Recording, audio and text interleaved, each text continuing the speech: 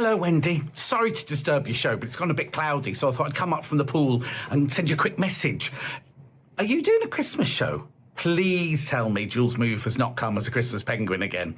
Anyway, what I was ringing to say was, well, I'm not ringing, am I? I'm talking, but I might stay for an extra week. But I've heard from Amanda, and she says she's lost her sewing mojo. And I've heard from Alison, and she says she's got a piece of cake that she needs to cut into and needs our help. And, well, Karen, she's not picked up a needle for 2 weeks. So I am back tomorrow morning at 8 o'clock. I know, I've got Mrs. McAtamney with me, Yvonne's on, and she's doing her row of the week. No, row of the month even.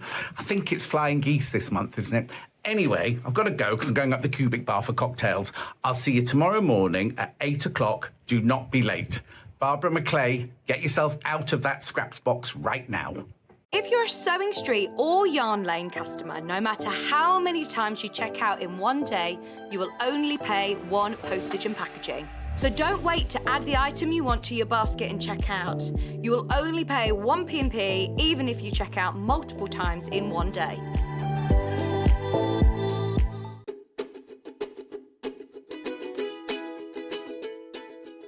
Hi everyone, it's Yvonne from Village Fabrics, and this time we're taking a look at row 6 of Village Street. 3D flying geese is what's happening this month. We have some ordinary flat ones and we have some little 3D ones where we have some nice curved edges. I'll be showing you how to do this on the program, and hope that you are keeping up and looking forward to the next package coming through your door. I look forward to seeing you soon.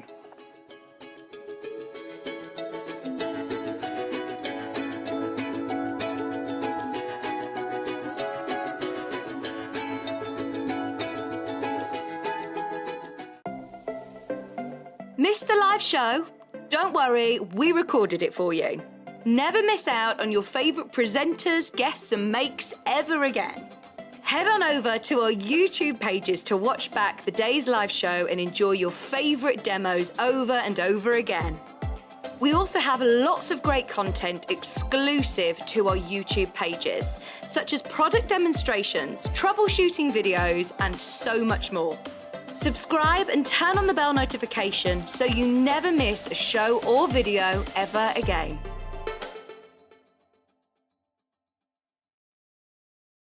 If you'd like to get in touch with us during our live show and send in any messages or any questions, then you can do it on studio@sewingstreet.com. Alternatively, you can message us on our official Facebook page.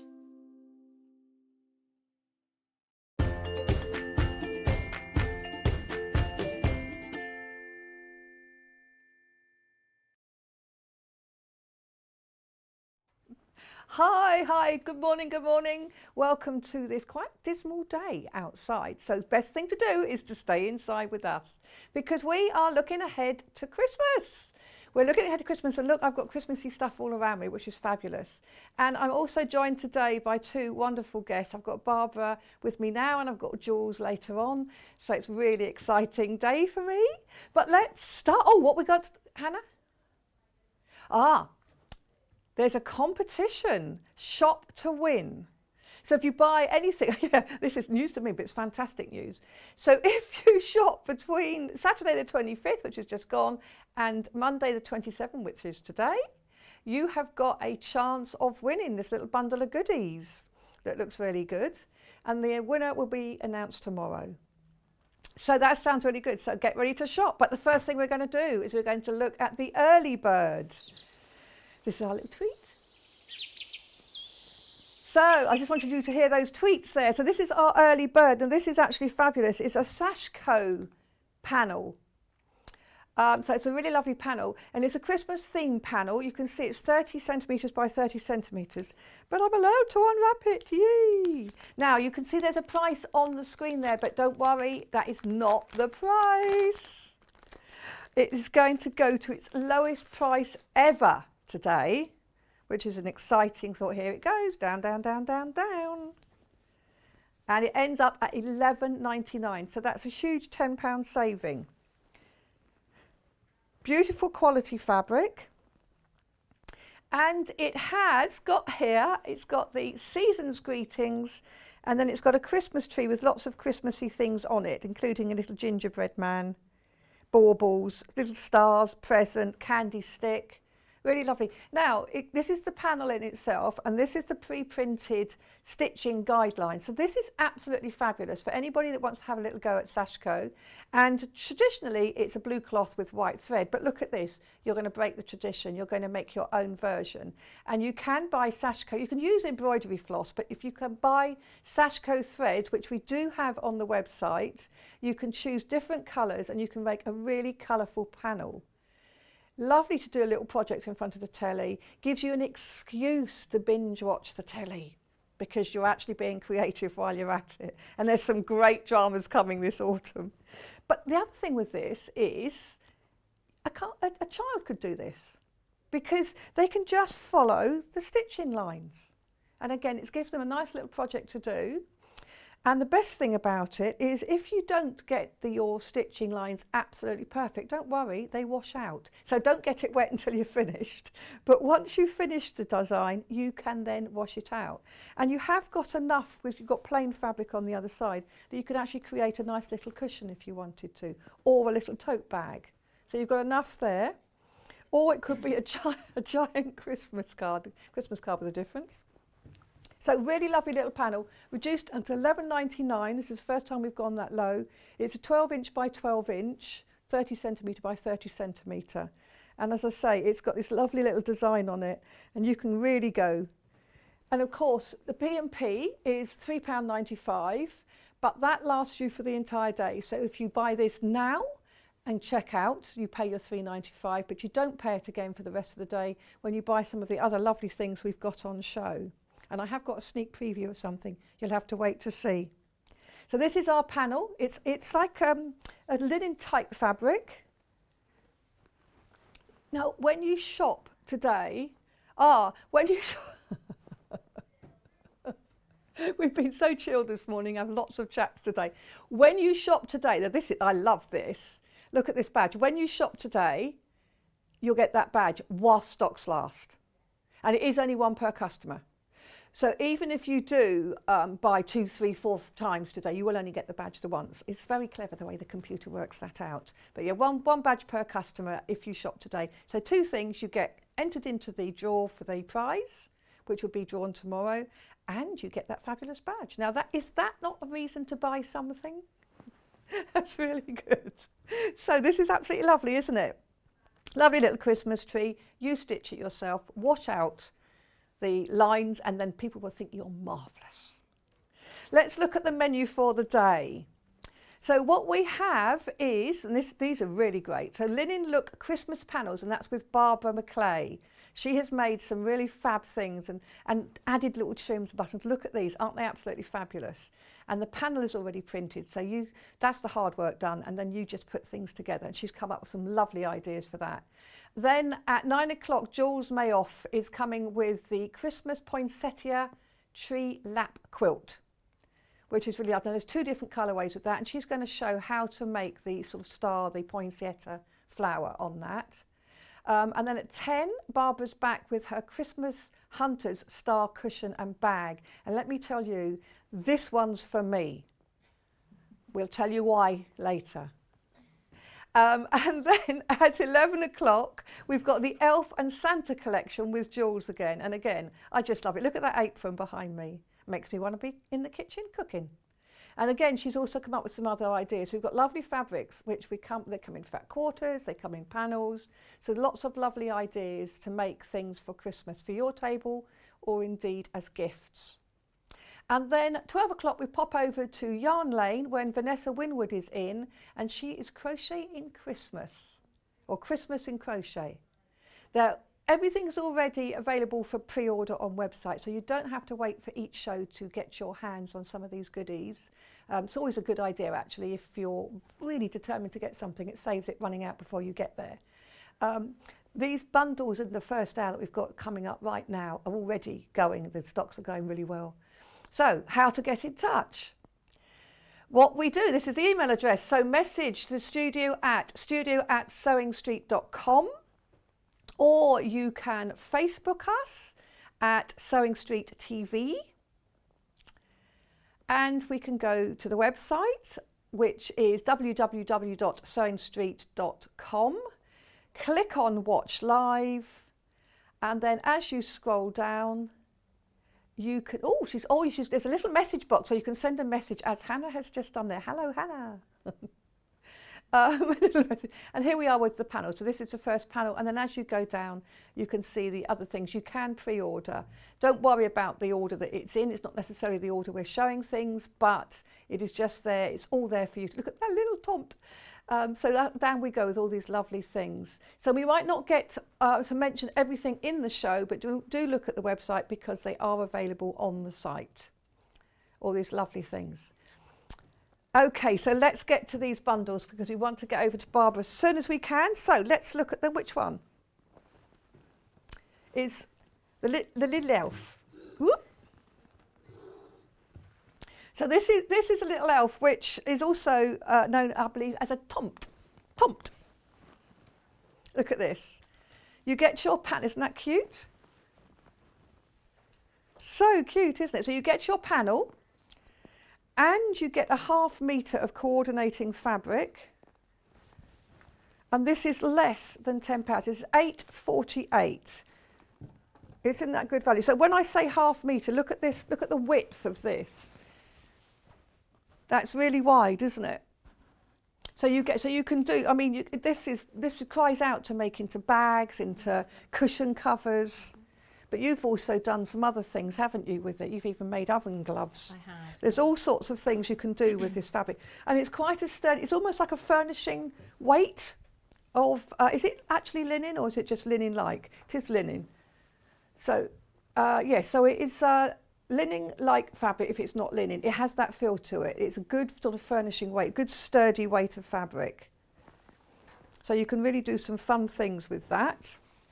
And this is our first. We've got 5 different kits. So this is the one. ½ metre of that, and then you get the lovely little panel. Look at that. So gorgeous. This is the most popular one we've got. We thought it would be. And I can just see, so you should do this, and then I think if you put wadding behind the front, and then you stitch around to make that sort of really stand out, so you can kind of like give it a 3D element. It's so cute, isn't it? Put a pom-pom on the end of it. On the end of his, yeah. You could, couldn't you? Yeah, or, as Jules has done on her apron, she's put a little tall bell. And it just I'm going to do that later. I'm just going to dingle. I like the idea of it dingling away. But isn't this sweet?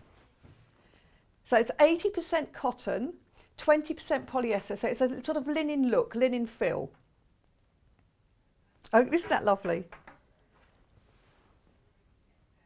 So literally over 50 have checked out of this.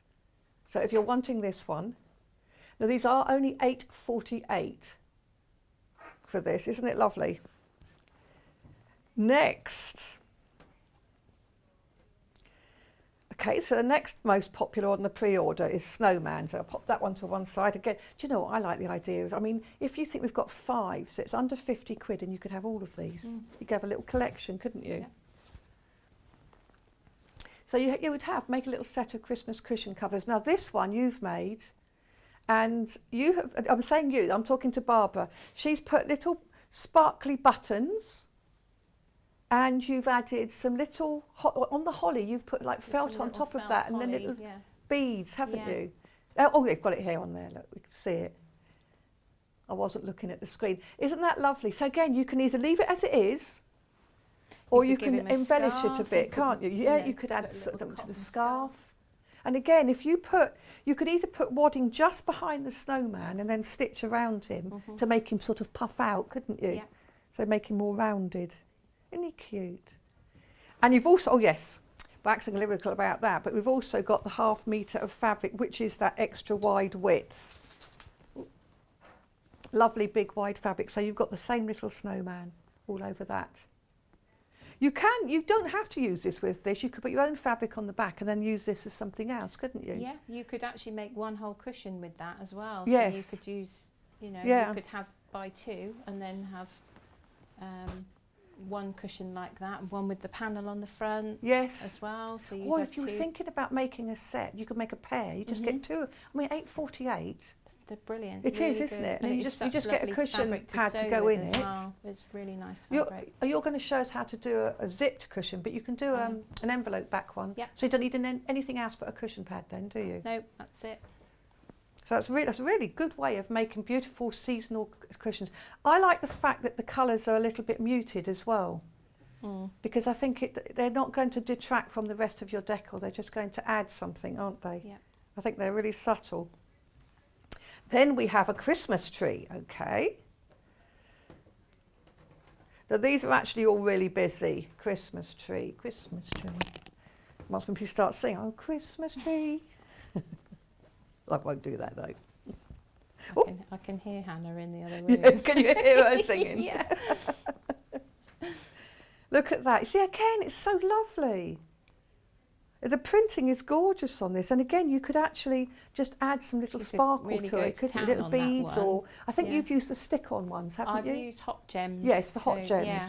But you could add some hot gems to that, and it would just look really lovely. Or some little beads. Beautiful design. So that's your main panel. So you could, I mean, we're talking cushion covers, but of course you could make it into a tote bag. You could make whatever. You could even make. I mean, I don't think it's not really quilt quality, is it? No, So it's definitely more sturdy than that. It is, yeah. Yeah. But you could make it to an apron front. Yeah, Couldn't I you? did think about that. That would be good. There's, That could be that panel there. And then you could use the rest of it. They would be quite good for tea towels as well. Yes. If you could put some edging on it, make it sort of tea towel size. They'd Yes. be quite good for that. You could do a whole collection, you know, like coffee cup Or covers. coffee cozies. Yeah, yes. little coffee Yeah. cozies and things like that for the kitchen would be nice. Look at this one. Look at these little trees. So again, all the detail is in these little trees. It is so detailed. And again, it is on that 20% cotton, or is it the other way around? 80% cotton, 20% polyester. So this is what you're getting for your 848. You're getting the half metre, which is lovely and wide, and the little panel, the pre-printed panel. Oh, taking all the hard work out of it. It's just something you can make very quickly and easy and decorate your home with some really beautiful furnishings. Look at that. I love it. That should be wide enough to put on the bottom of a blind as well. If Oh you've got a yes, what nice this kitchen- one. Yeah, if Yes. you had a nice kitchen blind, you could maybe put something on the bottom of that. That would be nice, wouldn't it? Very nice, I love that. Shall I go to the next one? Which one would you like me to go to? Gingerbread Man? He's cute. I love them all. I don't know which one's my favourite really. I do love the elf or the tomt.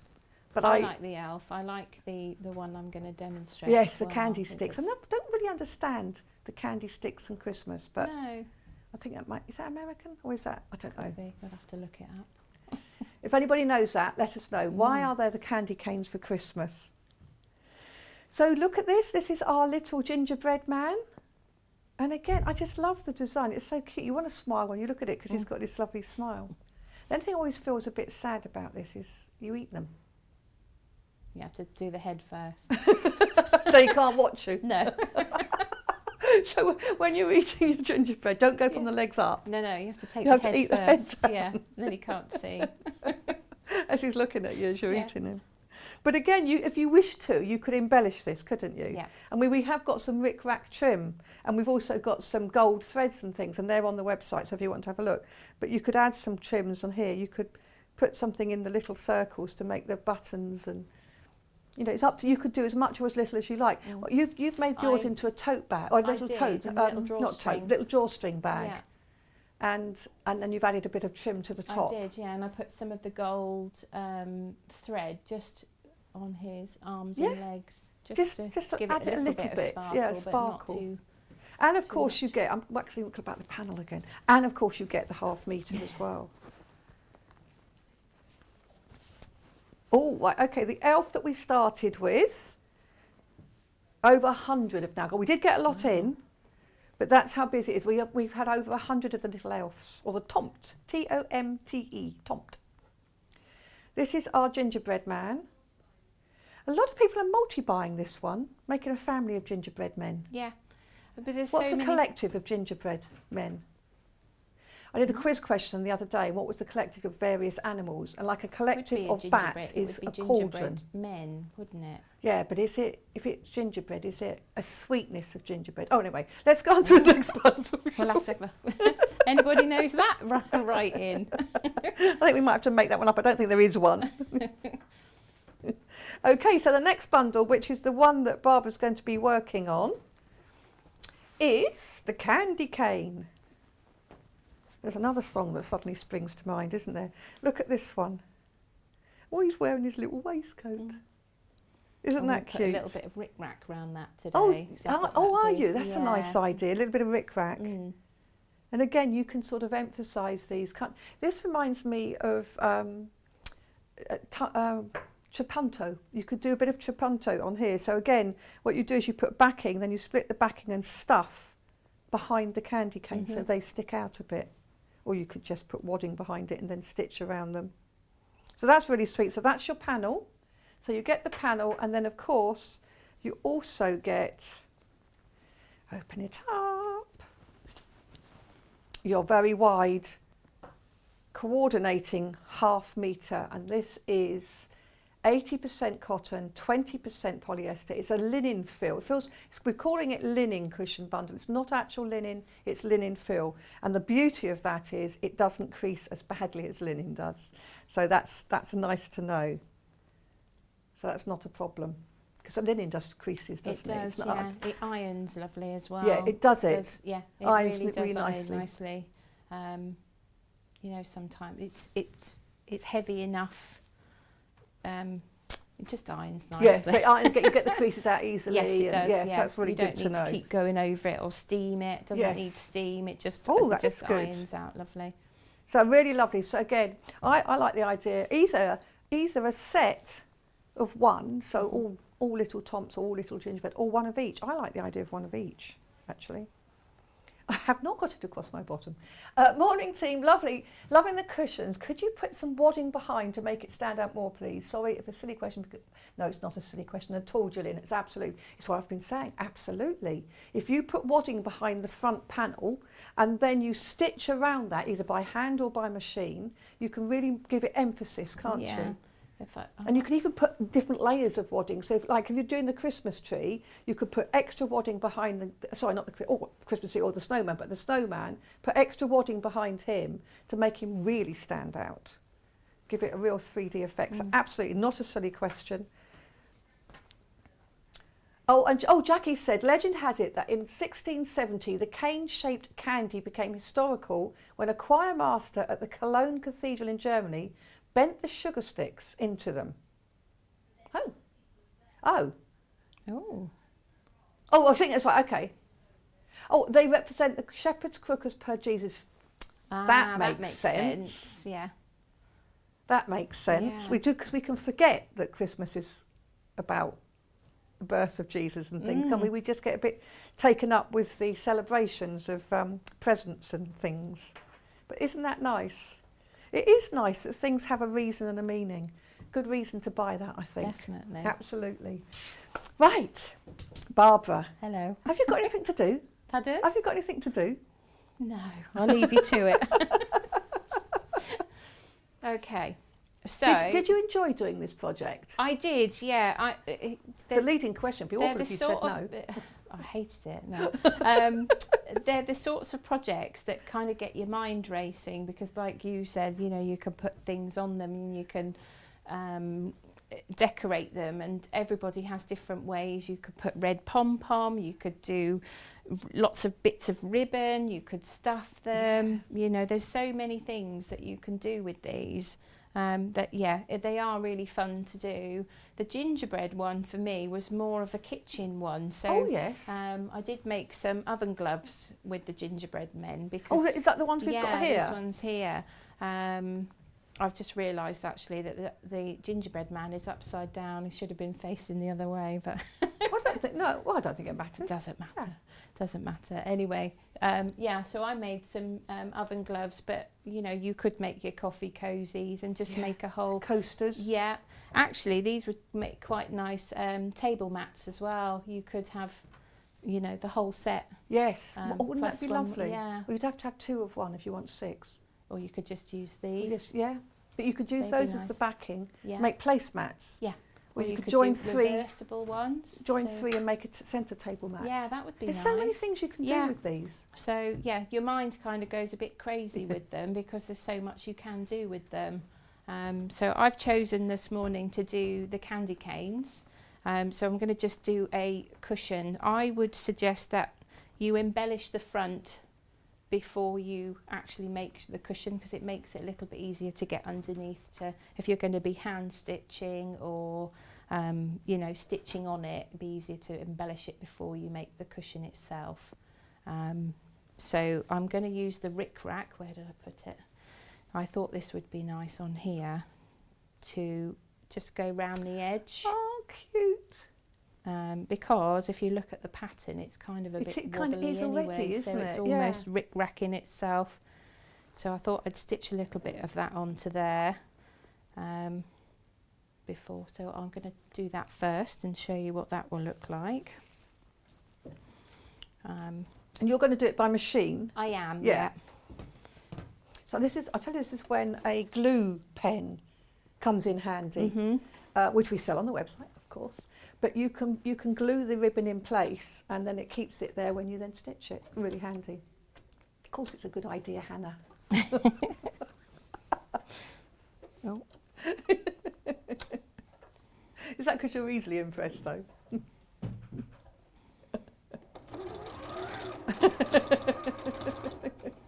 So with this rickrack, I'm just going to turn it, fold it, so Oh that yes, it so has yeah, just fold it as you do it, so it kind of like. so it kind of folds over itself. And then you're not And you're having just stitching down the middle. just stitching down the middle of the rickrack. If you had some nice like metallic thread on your machine, that would look quite nice. Wouldn't Just it? give him a nice sort of. And of course, if you prefer, you can stitch it by hand. It'll Mm-hmm. just take you longer. I'm with you on the machine any day. My I don't think my eyes aren't that great for hand stitching. I have to wear my glasses now. I've been teaching all weekend, and I can't wear them when I'm walking around because they are for close work. So I'm forever sort of like pulling them off, putting them on, pulling them off, putting them on. But I just can't do close stitching without glasses anymore. All right, I'm just going to I snip think that everything's off got there. smaller. Look at that, doesn't that look lovely? So he's just And you could put a bit a down the little middle, bit down yeah? the middle there. So I'm just going to quickly do that. You could do some nice like French knots if you're good at French knots. Oh, you'll love a French knot. You could do those down on his eyes and in the centre here. See where all these little Yes. dots are? Or again, you could glam it up if you wanted to. You couldn't could. you, with little sequins. Yeah, that would be or nice. The hot glue. What do you call them again? The ones you use. little on the hot gems. Hot gems. Yeah. That's it. Yeah. I do love a hot gem. I so do I. Yeah, love a bit of glam. Bit of on it, bling, bit of glitter. bling. Yeah. So See, that just really lifts that it little just pops waistcoat, it out, doesn't it? Let's move that. So yeah, so we've got that one. I've also got, for the cushion, I've got some pom-pom here, so I'm going to pop that at the top and the bottom, because that will just give it a little bit more of a Christmassy feel. Or you Yes. could put bells, you know, you can buy the bells on the Oh, bells on the yes. corners. You could do them on the ends of the and I've got some those of this candy gold canes. thread here that you could put into the stars if you wanted to, because you've got a few little stars here. That would give it another little bit of a bling as well. Yes. So what I'll do is I'll make the cushion, So you could spend quite a lot of time embellishing just that front, embellishing couldn't all you? of it. Yes. And I might do some actually in a minute. I'll make the cushion first. So We've got half a metre here, so I'm just going to open this just up. sorry to interrupt, Barbara, Yeah. but we are running limited on the elf. So we are running limited on our little elf. There are less than 30, and we did have a lot of stock. Oh, I want to unfold it. She said, I don't need to unfold it, but I want to stroke it. I'm glad I'm not the only one that strokes Everybody fabric. that sews, quilts, or done it, you want to stroke fabric, you have to stroke fabric. Isn't that lovely? I just think it's so cute. So, you're just cutting off the I'm selvages. just taking off the selvage part, and I'm going to use the cushion front, the panel, as the template for the cushion, because we're going to do it as a, I'm going to put a zip in this one today. So I'm just going to trim this down.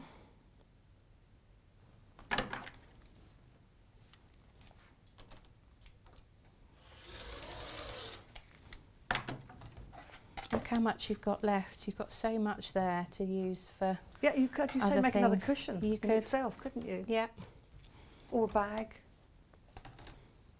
I like the fact that the motifs on the panel there are just lots of little motifs, so you could fussy cut them, couldn't you? You could, yeah. To use them as appliques.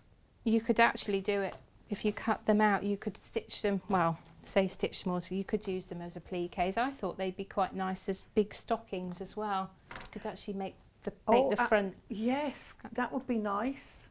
And then you could maybe put some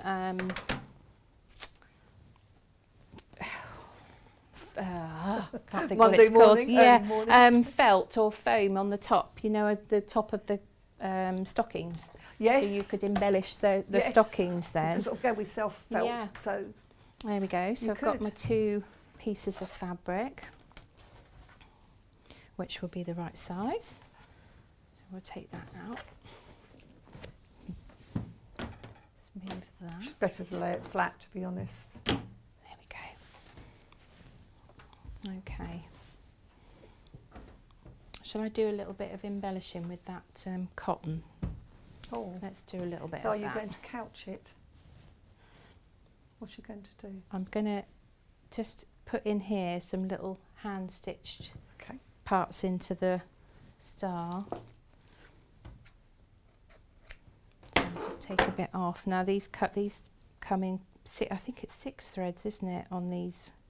So you don't have to use all of them. So you can take some of those out, make it a little bit thinner to go through your needle. I'm So we've just hoping put the we've got- price up on the screen there if you want to get this lovely gold thread. just make We have sure we've also a got needle. silver and a blue, sort of Oh. jadey blue, which is really pretty colour. That's nice. I like that colour. It is. Oh, and don't forget, when you shop today, you're entered into our draw and you get one of those lovely badges providing you shop today and stocks last. I like that. Right, bear with me. I could do the needle threader. Mm. Whilst we're waiting for Barbara to thread that needle, let's recap the snowman. Now, Elf is in the lead now because it's very limited. Snowman is coming up close behind. It is a strange race, isn't it? Will the snowman get there before he melts? But this one isn't going to melt. So there are lots of people that are multi-buying this, whether to make sets of cushions, Christmas bags, as we've said, stockings or anything. If you're buying this and you've got some ideas of what you're going to do, please let us know, because it's interesting. You know, we've said a few ideas here, but I'm sure other people have got others. And for this price, you could make lots of lovely things. I mean, you could even use these as like your Christmas gift bags, Yes, couldn't that'd be you? nice. A different one for each person, and they could be used year after year then. Really lovely. I haven't threaded this yet. The one with the snowman all over could be used. You could make wine bags out of this. Remember that I'm only showing you half of it just to show you the fabric there because it's very, very wide. But absolutely, you could. You could make coasters, drinks coasters. You could even make Christmas crackers. You know, I've done Christmas crackers. Yeah, they'd be nice. So basically, you make them. You use a toilet roll, Yeah. put it in the microwave for 5 seconds.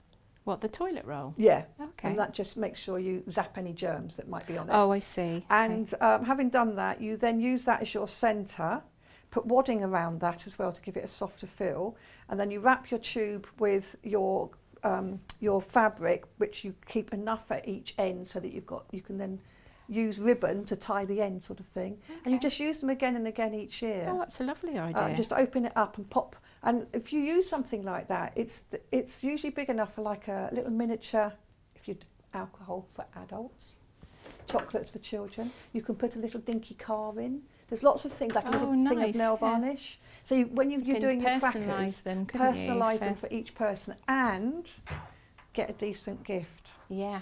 Inside there. Especially if you do them for yourself. My friend Sue has her own advent calendar that she's made. I don't know if she's done a pattern for it, but it's like little bags, and she hangs them on a string, and each bag has got a little bottle of gin. Oh, that's a nice idea. And she has different ones in each. So each day she has a gin cocktail that she makes from her advent calendar, Nice. little tiny ones. But what about gift tags as well? You could make little gift tags out of the little motifs. You could. Mount it onto a card, and on the other side you can write on it. Lots of things. So anybody's got some ideas, please do give them to us. So what are you doing? You're hand stitching? I'm just hand stitching around the edge of the star, just to give it. Oh, I'm just doing sort of a bit of back stitch. Oh. So again, you could put a little French knot in the middle of it or something. You could, yeah. You? Or the other thing you could do, you're going around the actual star, but you could go between the star with little running stitches, it's like a star burst almost, yes. yeah. Couldn't you? That would be nice. So there's so much you can do. So I like these. So which is your favourite as well? my favourite. Yeah. Or what's your favourite? my favourite, I think, is probably the gnome. Is it? Yeah, I do like them. He's very limited now. It is difficult though, isn't it? Because I love the one you're working on. I love the snowman because I like the fact that there's a lot you can embellish on him, which I really like. But I like you could the knit a really gingerbread man tiny too. little scarf, couldn't you? You could. And And I just love the Christmas tree because you can really sparkle that up very quickly. I think this is a great project to work with children. I think you've got as well on the show today, you've got some buttons, haven't you, later little on? gingerbread buttons. Yeah, so you could pop a couple of those on the Christmas tree as well, you know. Do have a look on pre-order at all the little things because we have got some great embellishments on there, great little things that you can add. So it's really lovely. Yeah, because those little gingerbread buttons, going back to my gift tag idea, I'm getting hooked on my gift tag idea, you could actually have a little button on it. And we were talking, we could make jewellery, couldn't you? Little earrings or a little gingerbread necklace. So Carol has an idea. Carol has suggested, morning ladies, these would be good if fussy cut. Add some trimming and make tree ornaments. Yes, tree ornaments. They would be, yes. Wouldn't they be lovely? You know those, is it the ones where you fold into the polystyrene ball? Oh yes. That type of, I don't know what they're called, but they're nice. It cries out to be fussy cut, I think, these, because the motifs are individual. As I say, coasters, and Hannah said like a wine bottle cover, or lemonade bottle cover, of course. One doesn't have to have alcohol, Hannah. Or a gin cover. Or a gin cover for Barbara. It wouldn't last very long. We'd have to put some more in a. Well, I know, a few. You know, a nice bottle of wine, a nice bottle of gin is a lovely gift to receive, but it's quite difficult, isn't it? Because you buy the paper bags that you put them in, but actually to make a bag like this makes the gift bigger and better, doesn't it? It does, yeah. So I think that would be a nice idea. So you could buy a really, really cheap bottle of wine for someone. Give them an expensive bag. Yes. And they'll never know. They'll know. So you're just going round that little I've just gone round it and I've just gone to the centre as well. Don't know if you can see that. Yeah. Just it gives just it that adds a little, very isn't that tiny lovely? bit of sparkle Yes. onto the star. So I think this would be great to do with if you've got children that are quite crafty, or even you want to encourage them. You could give them one of these panels and, you know, some ideas and let them do some of the embellishing. Yep.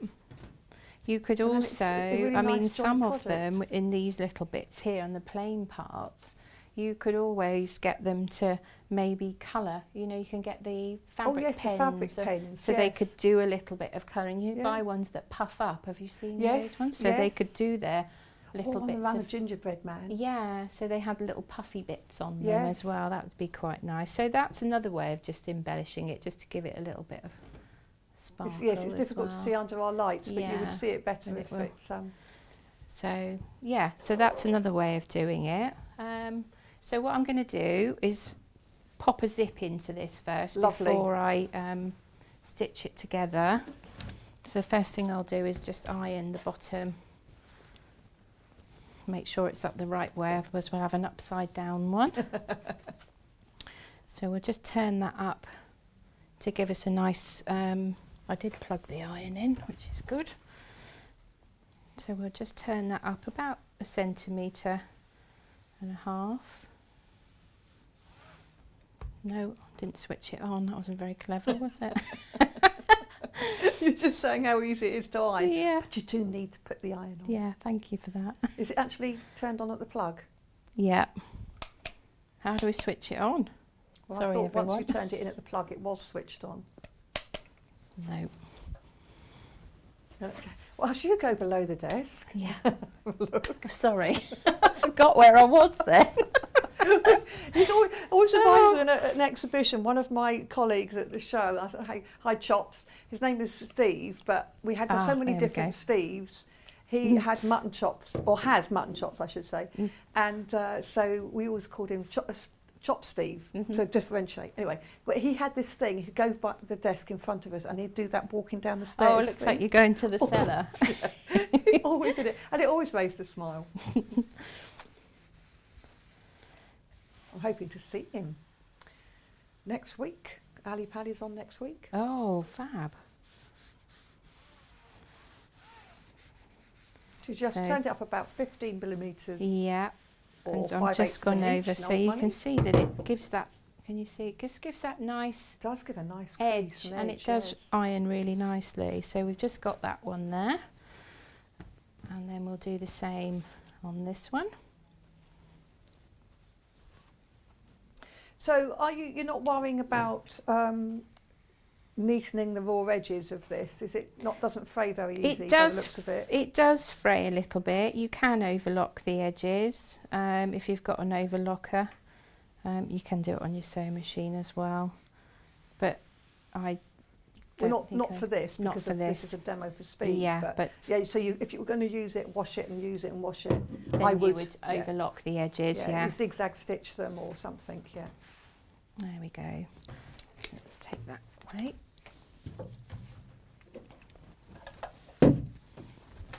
Right, so for the purposes of this, I've got a small zip, but you can get obviously the good size Yes. ones So on. again, we're just using this as a demo. I'm just going to change my foot over. Oh, excuse my tummy, did you hear that? I didn't actually. Mine does that all the time. I dread the fact that this rumbling Yeah. is coming out. I think the microphone's up here, so Yeah, so hopefully you hopefully it didn't won't. hear it. Okay, so we've got our panels with our ironed seam. So what we're going to do is stitch this zip into the centre. So what we will do is we'll do one half first and then put the other one on. So the purpose of that is to make sure that when we stitch it on, it opens up, gives you a nice... Yes, so you're stitching it face down. Yeah, then. so face Yeah. down. And you can use that as a nice guide. So we'll pop the zip edge onto that line that I've ironed. So normally you'd use a longer zip, wouldn't you? You would Yeah. use a longer zip, yeah. So I'm just going to pop a couple of pins in to keep it in place.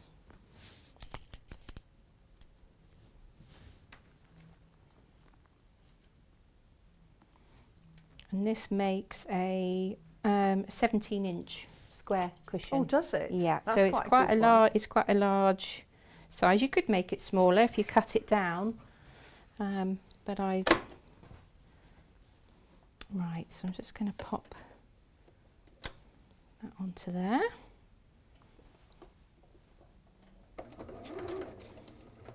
Just pull out the pins as you go.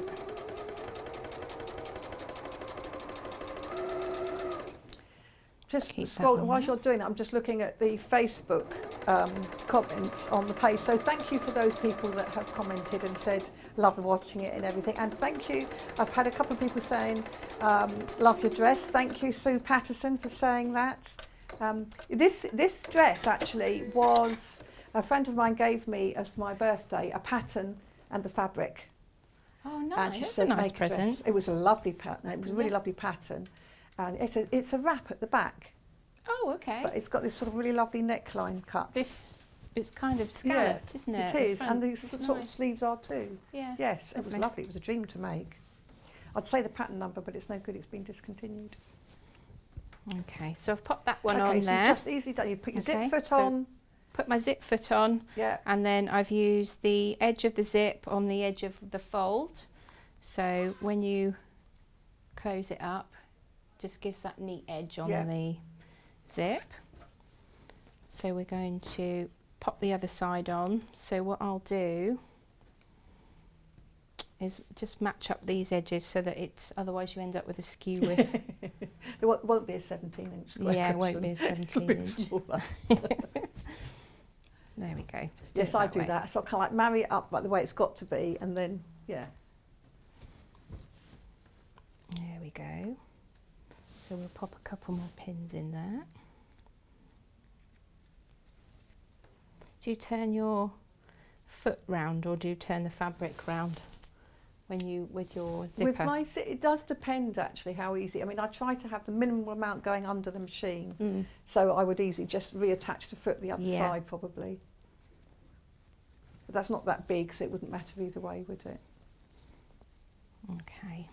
And of course, again, going back to the glue pen, you could actually glue Tight, that zip yeah. in place, hold it in place, saves doing hand tacking, anything to save hand sewing, or as Barbara's done, just pin and zip. But I know a lot of people don't like to pin and stitch, much as I try to get them to. So yeah, I think glue it, pen's it comes a wonderful little thing. bit with practice as well, It does, doesn't yeah, it? and it's confidence, isn't Yeah. it? So again, you've got the teeth running along the crease, haven't you? Yeah.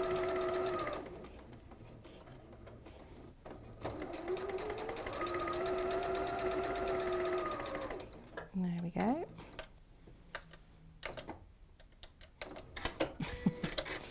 Couldn't remember how to work it then. Right.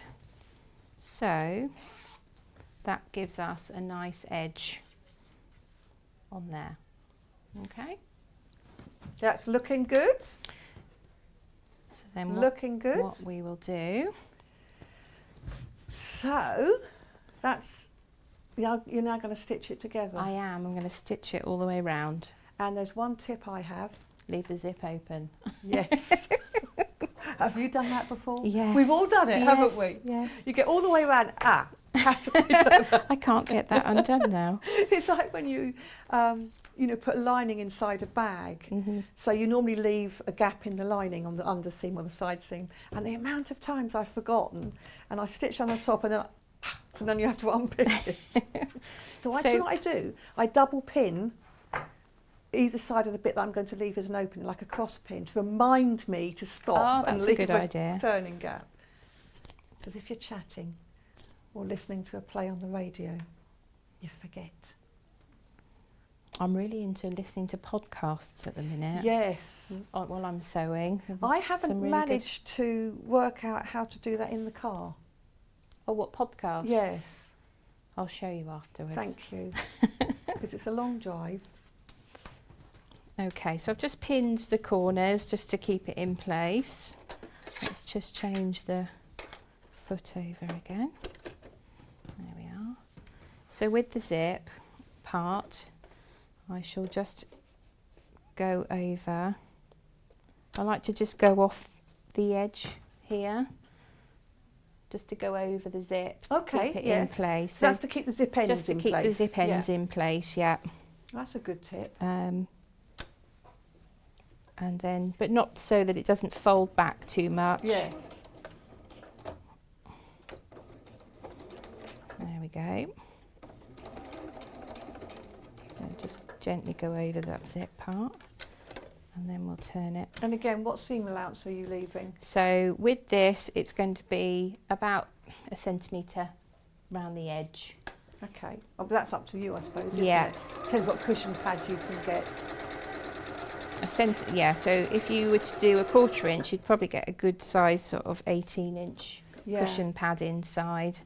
And that's the other thing, actually. If you get, so if I was doing a 16-inch or 40 centimetre cushion, I would buy, if the panel is 16-inch, I would buy a 16-inch pad. Yeah. So that it's plump inside. I think plumper cushions always look a little bit more luxurious and Yes. more expensive, don't Yeah. they? Of course, the other thing you could do with some of, because you said you had spare of the panel, Mm-hmm. you could make some binding, and you could do some piping around the edge. You couldn't could, you? yeah. Of course you could do the Also, what would be contrast quite nice as a child's gift, if you wanted to make a cushion, you could always put a pocket in the back and put a nice like Christmas book in there or Yes. something, you know, with their Yes. name on it. Or even, as a book pillow. Yeah. Yeah. That would be nice. I've made a couple of But those. you know, even in the living room, where, now I call them poots, you know, the TV remotes. Yeah. Where do you keep your TV remote? It just normally gets left on the table, on the arm of the chair. So if you put a pocket in the back of your cushion, you could just slip them in the pocket. We'd still fight over who had the cushion. Oh yes, then. I don't have that problem. Oh. I'd say I wish I didn't, but that's not true, so. Yes, sometimes it's worth it. Okay.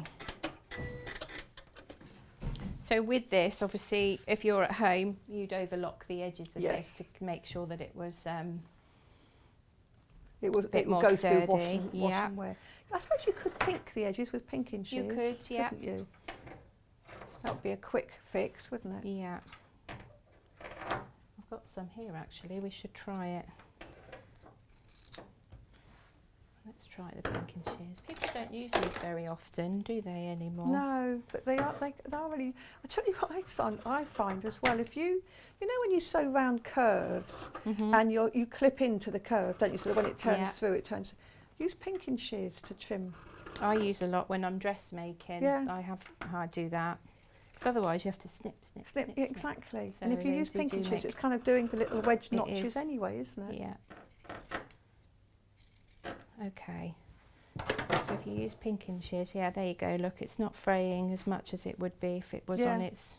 So it's just a quick fix, isn't Yeah. it? Okay. So I've just snipped the corners to give it so the points come out nicely. I'm going to turn it round. And you can use one of those pokey tools as well, just to push those corners out nicely. That's a technical name for a point turner. Yeah.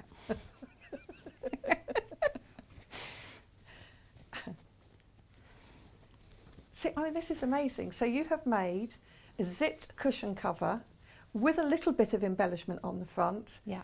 in half an hour? Yeah. About half an 20 hour you've yeah. done that in. That's how quick it is. There we are. Oh, sorry to tell you, the elf has sold out. So elf is out. Wow. So there's your cushion cover. So Just that's a quick my press cushion, and it's yeah. done. Let's give it a nice little iron. Look how easy that was. So you could get a whole set done in a morning, And they would Yeah. make a really lovely Christmas present. wouldn't they? Yeah, and not too much stress. Not too much stress, you know, if you've got a lot of family, as I do, these would make a lovely, The fight over who gets which one. yeah. I do. I think there's definitely. Well, you can't buy the whole lot now because the The elf is gone. He's left the building. Elvis has left the building. But we still have some of the others. So I'm going to say thank you, Barbara. And You I'm are going to go very through welcome. these. Thank you. And we'll see you back in a You little will. while Yeah. to do my kind of patchworking. Right. Thank you. Thank you. So the one you were demoing, let's do that one first. So the panel and the half metre of fabric for £8.49. Here is that panel. So you can leave it as it is and just stitch together a really simple cushion, or you can embellish to your heart's content. So Barbara's just done some little round here, rack. She's done a little bit of gold in the stars, so you can do that. So there's all sorts of things you can do. You can put wadding behind it, stitch along the candy cane to make them stick out, and then you can just put it together very, very simply. And it comes with the panel, the half metre, very, very long panel. Have I got this upside down? We are only selling these bundled together. Look at that. I might have that upside down actually, but I just wanted to show you the width of it. So it's really, and all this width, all of these panels are this width. So very wide. So we're selling this together as a bundle. So it's £8.48, and you get the candy cane half metre as well as the panel. And we've been, I say we, Barbara's just made that as a cushion cover, but that also would make a nice placemat, table mat. If you join three together, you could make a nice long table mat. You could use it, make it into a tote bag, or she's done a drawstring bag. Lots of options with that. Really lovely. So this is our little candy cane one. Snowman is really limited. So this is very limited, this one. We did have hundreds, but when everybody has checked out, we've only got 20 left. So if you want our little snowman, he'll never melt. You can have him. Really lovely. So that's the snowman, and of course, he comes with his half metre. I say him, but it could be a girl because it's got holly in her hat. Immediately starts singing in my ear. I'll join in, except for I can't sing for toffees. So really sweet. And again, lots of opportunities to embellish. Or leave it as it is, because it's very pretty as it is, isn't it? As it is, yeah. But you could do little French knots, or you could add little sparkle to each of his buttons. French knots for the eyes. As you said, you could knit a little scarf. And you've done felt to go over the holly, haven't you? And then you could use some the gems. thread to do his arms. Yes, Give him a little bit make of, little glitz. yeah. But I like the idea of putting the wadding behind him and then sewing around him so he's got like a little tummy. And you could put extra around the tummy to make him a nice Yeah, little that'd be chubby nice one. too. So that's lots you can do. It's up to you what you do with that. Really pretty, pretty. And then we've got Gingerbread Man. And I love Gingerbread Man. He is a cutie. And this is the one that Barbara's made into a drawstring bag. So there's other options with it. But again, you know, leave him as he is, if you've done there but added a bit of trim around the top. Or, what can you do? You can embellish him. You can have a bit of fun with some embellishment. A little rick-rack, bit of glitz. He would be quite nice to, you could cut him out if you wanted to and applique him onto the front of the small one. You know, the small, yes, this so one. the half metre. Yes. So you could have him in the centre, yes, and applique him on with all the little ones there's not behind. so much There's you so can do many. with these, isn't there? Yeah. And here he is again. What is that? Run. As fast as you Yeah, can. fast as you can. Barbara's going to eat the gingerbread. Head first. Yeah, head first.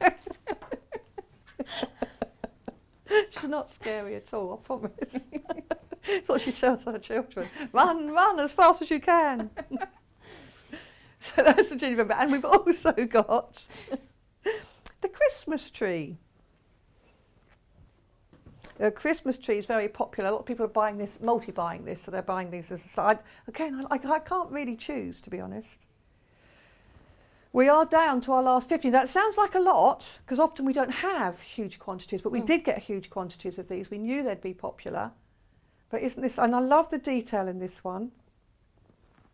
And the fact that this one, again, you can just add embellishment to this easily. This would be a great one. It'd be nice to put, you could applique a nice Christmas star on the top of that. Yes, as well. couldn't you? With a nice Yes. sort of glitzy star. Or just even with the gold thread, you could, or Yeah. the silver thread, you could put one. Just stitch yes, the star, just stitch couldn't a you? nice star into the top of that. Really lovely. I think I'd be tempted to add either little sequins, little beads, or something to some of the baubles to. I'd be quite tempted to put little battery lights, you know, the tiny little coloured yes, lights. You yes. could maybe fit those on the Yes. inside with a little Oh. battery pack. Excuse me, I'm going to cough. It's all this handling of fabrics. It started early today. Sorry for sharing my cough with you. I promise you, it's only the fibres that are making me cough. But isn't that lovely? I love that. So that beautiful panels.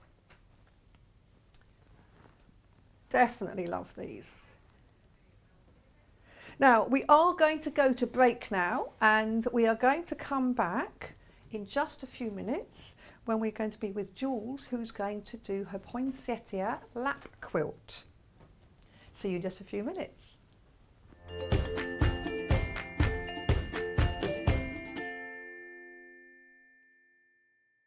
Hello, Wendy. Sorry to disturb your show, but it's gone a bit cloudy, so I thought I'd come up from the pool and send you a quick message. Are you doing a Christmas show? Please tell me Jules Mayouf has not come as a Christmas penguin again. Anyway, what I was ringing to say was, well, I'm not ringing, am I? I'm talking, but I might stay for an extra week. But I've heard from Amanda, and she says she's lost her sewing mojo. And I've heard from Alison, and she says she's got a piece of cake that she needs to cut into and needs our help. And, well, Karen, she's not picked up a needle for 2 weeks. So I am back tomorrow morning at 8 o'clock. I know, I've got Mrs. McAtamney with me, Yvonne's on, and she's doing her row of the week. No, row of the month even. I think it's flying geese this month, isn't it? Anyway, I've got to go because I'm going up the cubic bar for cocktails.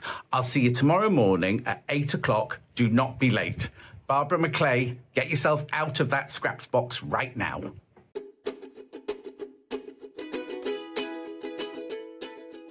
Hi everyone, it's Yvonne from Village Fabrics, and this time we're taking a look at row 6 of Village Street. 3D flying geese is what's happening this month. We have some ordinary flat ones, and we have some little 3D ones where we have some nice curved edges. I'll be showing you how to do this on the program, and hope that you are keeping up and looking forward to the next package coming through your door. I look forward to seeing you soon.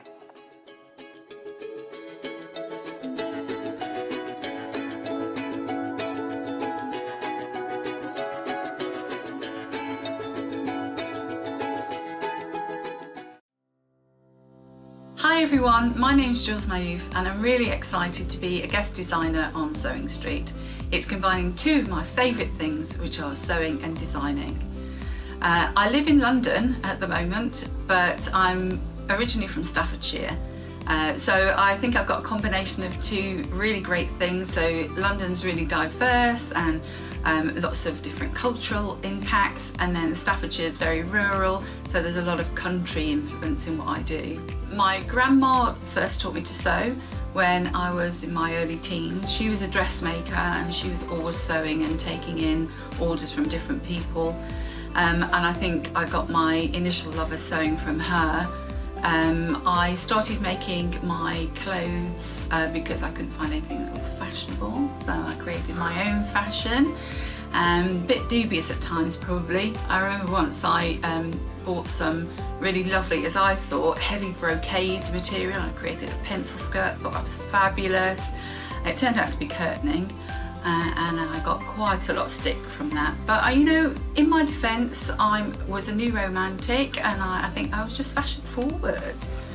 I have done a lot of teaching and coaching and mentoring in sewing in my career. And I would think that probably the best tip that I can give to people, because all age groups have various challenges, but the best tip is to be kind and good to yourself, and don't worry about if you make mistakes, because you've always got your seam ripper to hand. I'm really looking forward to my shows with Sewing Street and helping you have some hints and tips and knowledge, so I look forward to seeing you soon. Follow Sewing Street and Yarn Lane on Facebook and Instagram to keep up to date with what's coming up on the show, as well as being the first to know about our amazing offers. Get involved with our competitions that are exclusive to social media. And pick up some top tips from us too.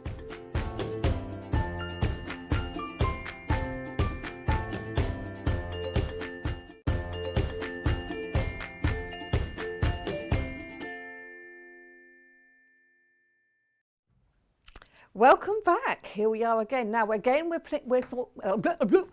rewind. I'm not doing that, Wendy, I'm not. Again, we're thinking Christmas. We're all about Christmas. And don't forget, every time you buy something today, last day, you are in it to win it. You can shop to win. You get this little bundle if you're the winner, and the winner will be picked tomorrow. So that's every time you shop today. Is it every time, or is it one per person, one entry per person?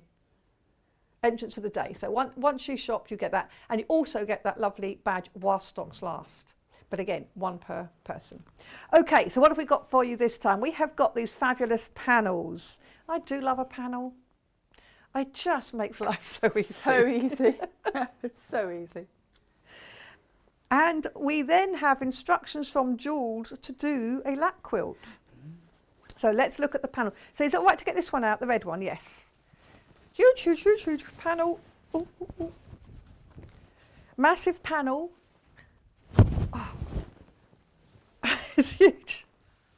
So this one, you get this panel, so you get this, and you get 1 metre of coordinating fabric, and in this one it's grey, which is very nice. So this is our good Rose and Hubble quality, isn't it?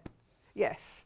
And you get the full instructions, and I love to go through the instructions because they're always beautifully presented. Yes, let's look at the prints on the fabric, but let's look at the instructions. So you get the instructions on how to make this. Beautifully presented, what you need. So what you need, most of what you need, you've got. So you've got the fabric here. You said to use white background. You can use whatever background you like, it can't suits you? you, yeah, yes. And it's got a few things like binding, which you will, and backing, etc. So you will need to get those. Then you've got how to cut it all out. And then you've got your steps to sew. Very nice and clear and easy to follow. And I like the fact you've used a bit of machine stitching, decorative stitching. I'm an advocate of using metallic those. threads as well with that. Yes. Yeah.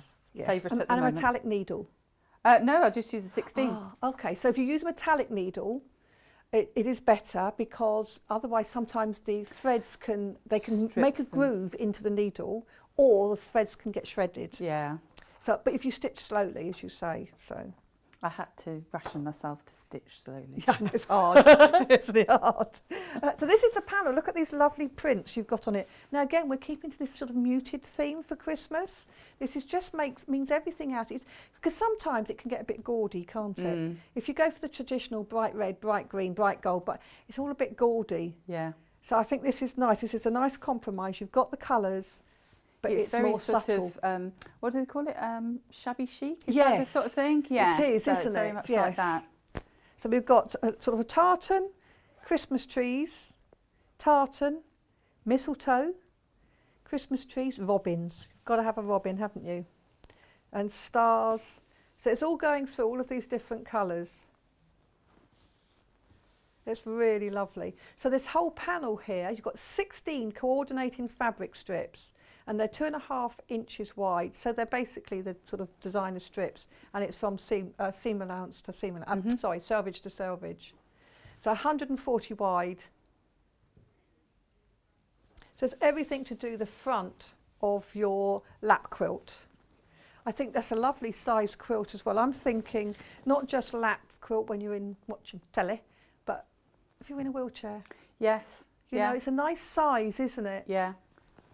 Or if you don't have space for a tree or you don't want a tree, something like this is a Christmassy thing, so it's a wall hanging. You could hang it on the back of a door as well, couldn't you? If you're in a small space, like yes, in a one bedroom flat or something like that. Yeah, exactly. Or if you've got space. pets and you don't want a real tree to drop the needle and all that kind of stuff, then it's one way of getting around it. Or be used like a tree outside. Yeah. So that's the red panel with all these lovely prints all the way through it. You see all of these, beautiful. 140 centimetres wide. And then there's also a blue one. So again, the blue one comes with the instructions. And the blue one comes with 2 meters of white. Oh, it's got 2 meters written on there. Okay, sorry, say that again then. Okay, so it's a metre of the white. Okay, metre of white, and then you get the panel. This is the big panel. Oh, so I'm only showing you half the panel because otherwise everything's flying off the desk here. So again, look at the print. So it's the same prints on here, but they look different because they're blue. It's always the way, isn't it? Those tartans look really different, don't they? And the mistletoe. So it's lovely. So it's kind of like a twist on the traditional Christmas, this, isn't it? So you have like tartan trees. So I think that's a nice idea too. So if you're sick of traditional red and green, you can go for something different. Actually, it has sort of possibly longer life to it as well. You can have it up for longer because it's not absolutely Christmas, is it? Yeah. So actually you could make this for longer, use this for longer. I think the only thing really, and the Christmas trees, because they're tartan, I think the only thing that makes it really, really Christmassy is the mistletoe. And who doesn't want that in their life? A little bit of mistletoe. That's really lovely. So that's our second panel. So, and we have got some lovely tartan ribbon. So do look on the website for the other bits and pieces that we've got to go along with these. But let's, without further ado, because this is a really lovely pattern and it's not difficult when you know how, is it? So you're going to show us how. Hopefully. I was really excited about getting something. Yeah. It ages us, doesn't it? I know. About getting something that would look maybe a bit more complicated than it actually is. And it's a really good discipline. So if you are thinking, well, I'll do some more quilting, I'll do some different quilting, and you're an absolute beginner, if you start on something like this, by the end of it, you'll have one block completely down pat because you do a lot of repetitive stuff. Yes. So that's really useful.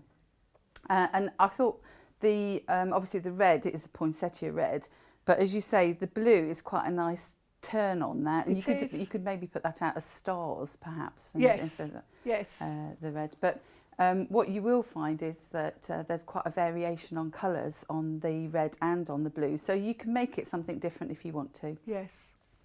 Okay, so first thing that you need to do is to cut up your panel. You will have enough and more in the panel to make the whole of the front and have some strips left. So as long as when you cut them apart, you cut apart 2.5 inch, that will start you off in the right order. So you just cut them all out as you want to. I've saved these 3 for the binding, and I've saved one of the lighter greys for the top row. So these border strips. Right. So I've saved on the blue one, I've saved a lighter grey for that because I thought I'd like a bit of contrast on it. Yes. And you can see my one has got, you'll see in a second, I've got the grey and blue. So if you want to mix and match, if you get the panel on its own and mix it up with different fabrics, you can do. You can make it, quite different if you want to.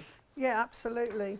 So the first thing that you'll do is you'll cut your strips, and then you'll cut out a 2.5 inch square. So on your strip, that's 2.5 inches. You just make it up to a 2.5 inch. Get your ruler and chop up all your squares.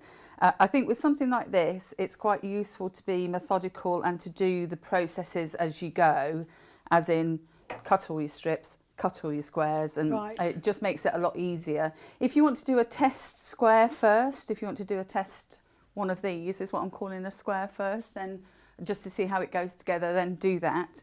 But I tend to do, if I'm doing something like this, I tend to do it a bit production line Yes. kind of thing. I think it makes it, I mean, it sort of makes it longer to cut out, but it makes it better because you can really crack on with the sewing when you're ready then. Yeah, can't and you can concentrate as well. If you have to keep going back to cutting it, it's like, is it 2 or is it 2.5? Or so you have to keep referring back to the pattern. Whereas if you know that's the thing you're doing now, so that's your next task, you can go ahead and do it. And I find that's easier. And I think if you're a beginner quilter or beginner competent quilter, then that's a useful thing to do. So what's a half square triangle? Literally, it's a square cut in half to make 2 triangles. So trying to demystify all of these acronyms that we have, you know, an HST, that's a half square triangle. Yes. And the way that you make it is you use 2 squares to make 2 separate half square triangles. So it'll all come together.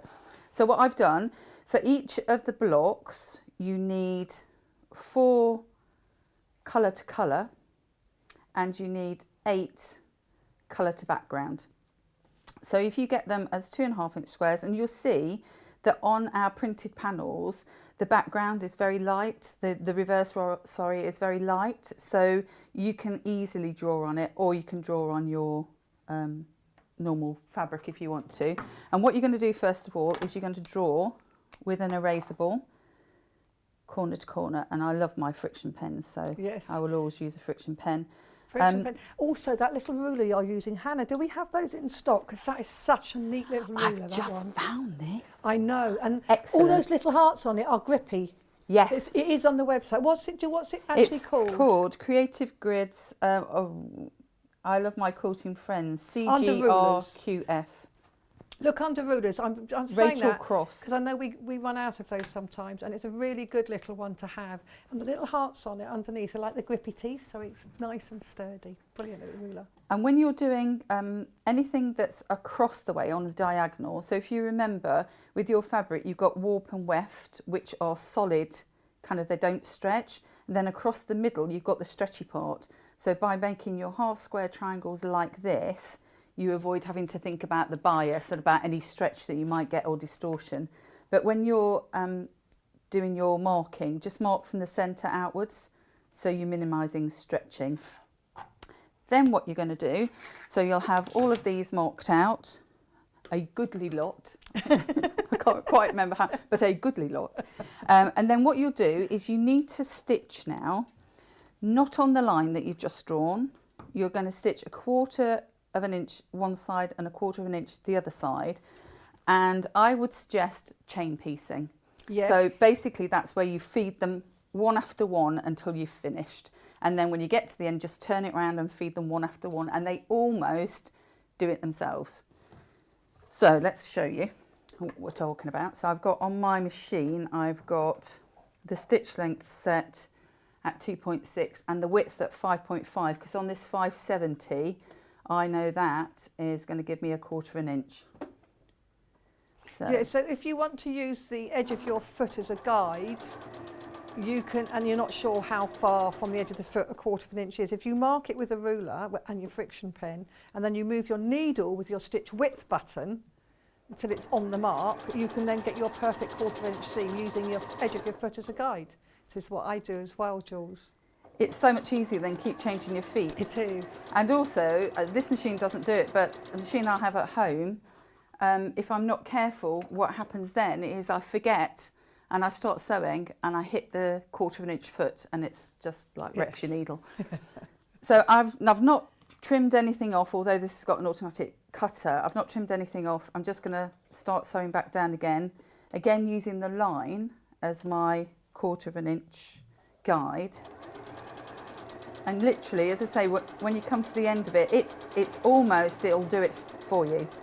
If one flips over, just flip it back. But you don't have to struggle too much with this.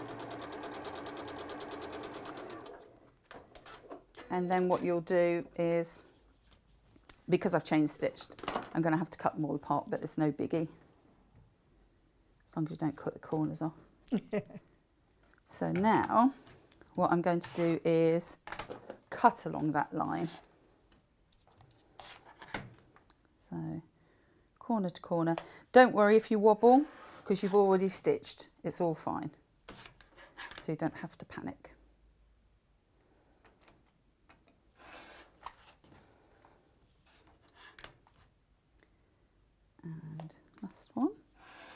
So you'll be making your whole wodge of these. And then the next thing that you'll do is you need to press these open. Press all your seams open and flat in this instant. So either finger press, or as soon as I've got my nice little iron and a little pressing mat. I'm not going to cut on this, I'll be getting told off. Oopsie daisy. Oopsie. That's one of those things, isn't it?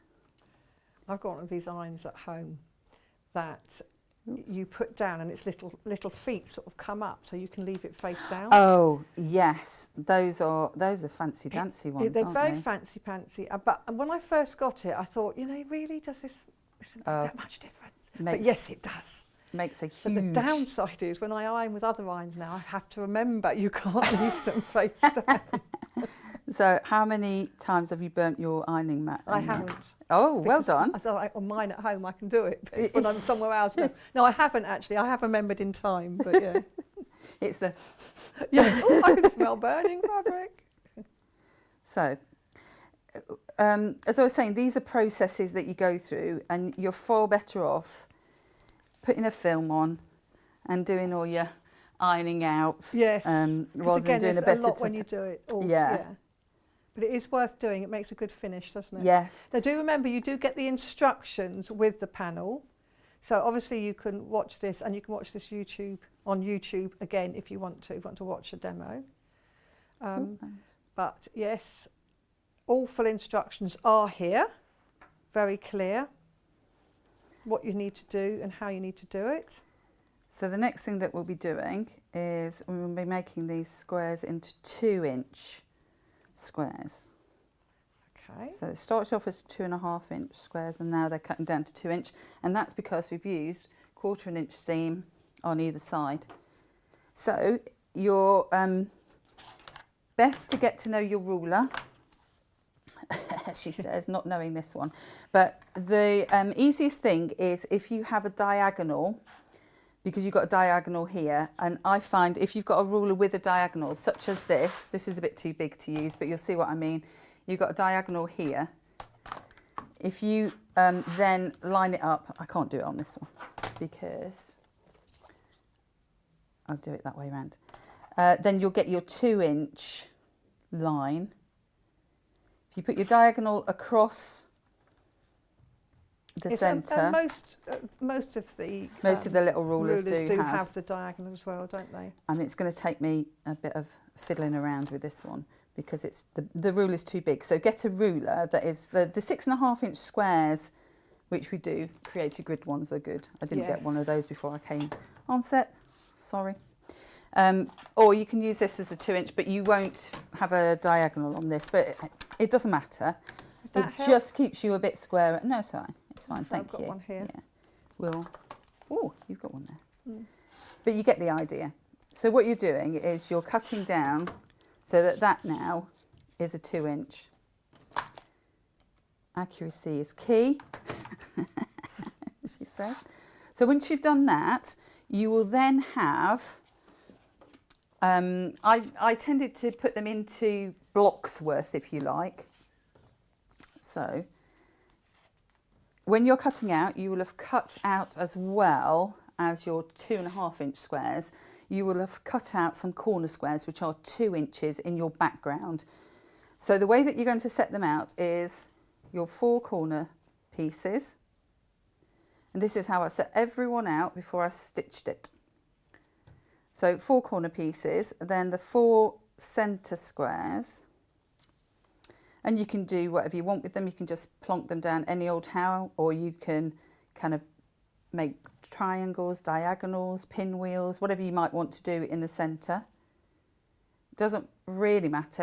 It's the fact that it's a solid colour, if you like. So you could, if you decided that you didn't want to do it this way, you could just have a square in the centre which was one colour, if you preferred it. Yes, yeah. So you can do your own little variations. And then what you'll do here, so if you're doing the poinsettia one in the red, one of the squares at the bottom was green. So you'll have a red and a green, 2 reds, 2 reds. But it explains it in the pattern. Yes. And we're going to have it. So this, if you imagine, this is like legs that come down. This next row is like a rocket that goes out. The next bit is like arms that go up. Sorry. Primary school teacher coming out. And then the next one is just the hat on the top. So if you see, she says, if she's got it right, round. No, look, see, there we go. It's the hat. Is the left-hand the arm hat. going in the right direction? Ah, no. See, I did that just You for you. did, didn't you? I got the idea of having the little hat. Whoop. The little arms. There we go. So that'll be your square. Yes. And when we're going to stitch them together, we're going to stitch in pairs first, all of them in pairs, and then the pairs together, top and bottom row, third and fourth row, then the 2 rows together. And the reason that you do that is so that you don't start pulling things in the same direction, so you end up with a squiffy square. Yeah. You may still end up No with a squiffy squares. So, and again, you can, if you want to, so it's entirely up to you, you can chain piece the lot of this. I found that the reason I know there's a rocket, and because I had to keep saying that to myself, otherwise I was going to sew them in the wrong order. Yes. So the diagram's in the pattern, so don't worry about it, but just you don't want to be unpicking because that's boring. So if we sew a couple together and then you get the idea. I think we're okay. Does it? time-wise, aren't I'm we? just looking at it. Does it actually say you've got arms and you've got rockets? No. Oh, did I like that idea? You'll have to YouTube that back to remember it, I'm afraid. I just like that idea. That's a trade secret. You got your little pointy hat, you got little arms going up. And it's quite nice when you've got a thread cutter, because otherwise you're cutting stuff in the middle. And in between, don't worry about getting your iron out, but just press everything open. It makes it finger so press, much, yeah. finger press. Or you can get your little clover roller. I like those. Oh yes, yeah. That's always handy. They're on the website, by the way, the little Yeah. roller press. It's very worth having one of those if you're doing small bits of piecing, patchwork, quilting together. So then we're just going to check that we've gone the right way around. This is what I must admit I always do. I put them back where they're supposed to be before I take the next 2 away. Yeah. Which might be slower, for some patchworkers who are really used to it. But I just find that way I can make sure I keep the design. And also, if you've got to unpick, it's not slower, is it? No, because true. you've done it right in the first place. Also, when you get some of the seams, you'll find are quite bulky now. So I've got quite a few pieces here of fabric. So I would start stitching the opposite end. And I know I've turned it upside down, but it doesn't matter because I'm going to put it back on the pattern bit, if you like, before I do anything else. So what I'll do is I'll just sew the next row together, and then I'll show you how to join the 2 rows. There we go. So that goes like that, and we'll just press that open. And I think you just get into a kind of a little routine, what you're doing. Little rhythm. Yeah.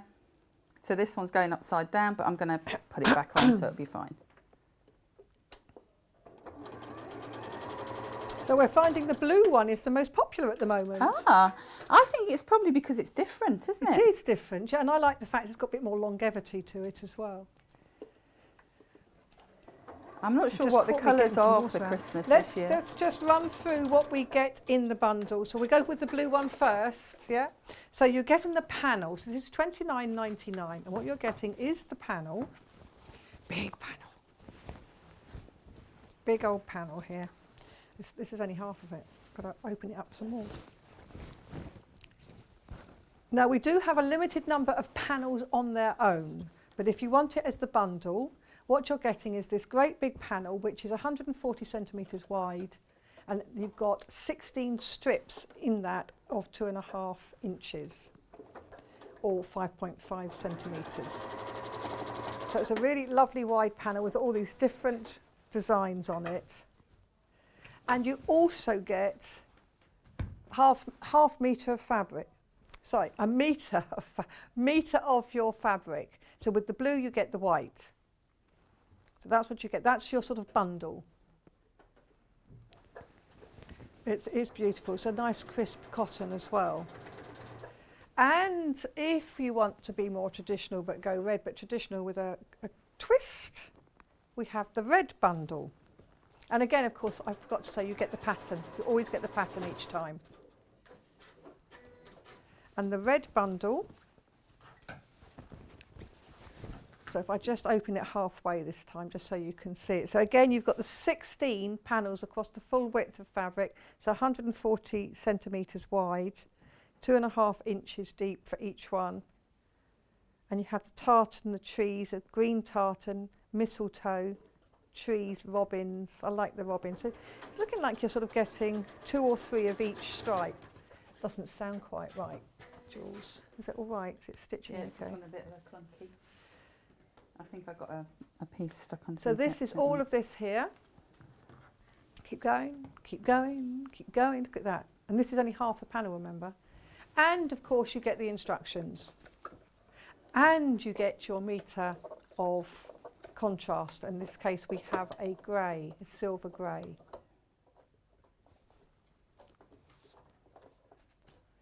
Now, the panels on their own are available. So that means, does that mean you don't get the instructions, just the panel? Just the panel on its own is £19.99. Do you want to do the blue one first, did you say? Okay, the blue one first, £19.99 for just the panel. So of course, what this means is you can either do your own design of half square, triangles, pinwheel or whatever. He's having a bit of a... Having a funny 5 minutes on Yeah. the sewing machine. Or you can use it, you can cut these into strips and you can make anything else you like, because it's a bit like having a designer roll, isn't it? It's a designer roll on here. So there's all sorts you can do with these. You can make placemats, cushion covers, anything you like if you don't want to do the poinsettia lap quilt. So lots of reasons to use this as it is, £19.99. Or you can use, or you can have the red one. So the red one, again, if you just buy the panel, it's £19.99. This is upside down, and my little robins are on their heads. And again, you have 16 strips here on this panel of 140 centimetres wide. And this is for £19.99. So you can either do your own design. And as Jules was saying, half square triangles are fabulous and one of the best things to do if you're new to patchwork and quilting. I know this, and because that you can create so many different looks by joining your half square triangles. You can do the pinwheel, you can do a star, you can make a sort of a block in the middle. There's all sorts you can do. You can sort of make them into like almost like flying geese, I think they're called. So lots of different things you can do with your half square triangles if you've cut them from this. And of course, equally, you can use the strips as strips. You can use them as borders, as sashing. You could just, if you just did a small piece like that, if you can imagine, if I just sort of get that down into a smaller chunk, well, I'll do it very scruffily, that, you know, that in itself is a placemat. Very simple and easy to do. Neater, of course. Lots you can do with that. So £19.99, and this is the red. This is the traditional red. But it's actually traditional with a twist because it's muted colours, softer, not glaring and gory. Jules is just I'm all right. having a Bit of a machine mess. fix. if you can hear your machine starts making a funny sound, you have to do exactly what Jules did just then. Stop and have a look. Sometimes what can happen, I don't know why, it's a gremlin in there, the thread can jump out of the tension or something. So stop, rethread, check that the bobbin is still going through the tension, and then try on a scrap before you go back onto your main fabric. It happens. I think I got my bobbin was running out. Yes. I thought I'd got a full bobbin. Yeah, and then it can like sort of wind itself the wrong way, can't it? Yeah. Yes. All good. So just stop if you hear that noise. If you hear noise that's not quite right. Oh, and also the Elna machines will beep at you if it starts. Yes. Yes. And it comes with Don't ignore it. with an E method. Yes, an E message. Yeah. Error, error, error. So there we go. I've done 3 out of the 4. So I just wanted to show you how to join 2 rows together. It seems like it's very straightforward and simple, and it is. But just remember, if you're pinning them together, so you've opened the seams and you made them flat. what I would do in order to make them sit properly is to get your 2 seams and put a pin down the gap. So I don't know if you can see there. I'm not putting a pin through the fabric, I'm putting a pin through where the stitching happens. We're going to get real close there to show that, Jules.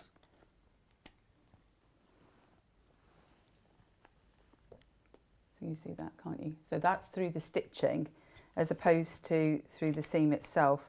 And what will happen then is that won't shift now, irrespective of whether the seam, the allowance goes back over, so whether it kind of opens out and goes under your needle, that seam will still be set. So don't look at the seam allowance, look at where the gap is in between, and that will keep them all straight. And line up the tops, because you know these are square, because you've squared them off. So you can be assured of that. And then when you sew everything together, so just be a bit careful because we're getting bulky seams now. Depends what your machine is like. Go a bit slower. I have to move it to go a bit slower as opposed to not, because I don't think I can adjust things with my feet. Well, not when you're standing up, so no. It's not so easy, is it? So when you're coming up to the needle, leave the pin until you're almost there, then pull it out. So take your time to do it, especially on the centre one where you've got, it depends on how you put your pattern together, so how you put your half square triangles together, whether you've got lots of seams or you've only got one set of seams. It just depends on how you put it together. So whether you've done it as a pinwheel or you've done it as a sort of square centre. Or... And then once you're there, what I would do with the end one, because the end one always seems to want to go squiffy, just put a pin into the end. I haven't put it through, I'm just holding it.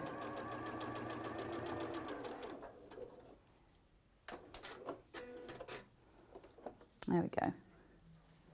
And so that's what they start to look like. So once you've put them all together, you will end up with, here's one you made earlier. Yes, one of those. Okay, or more than one of those. You'll end up with 15 of those by the time you've finished everything.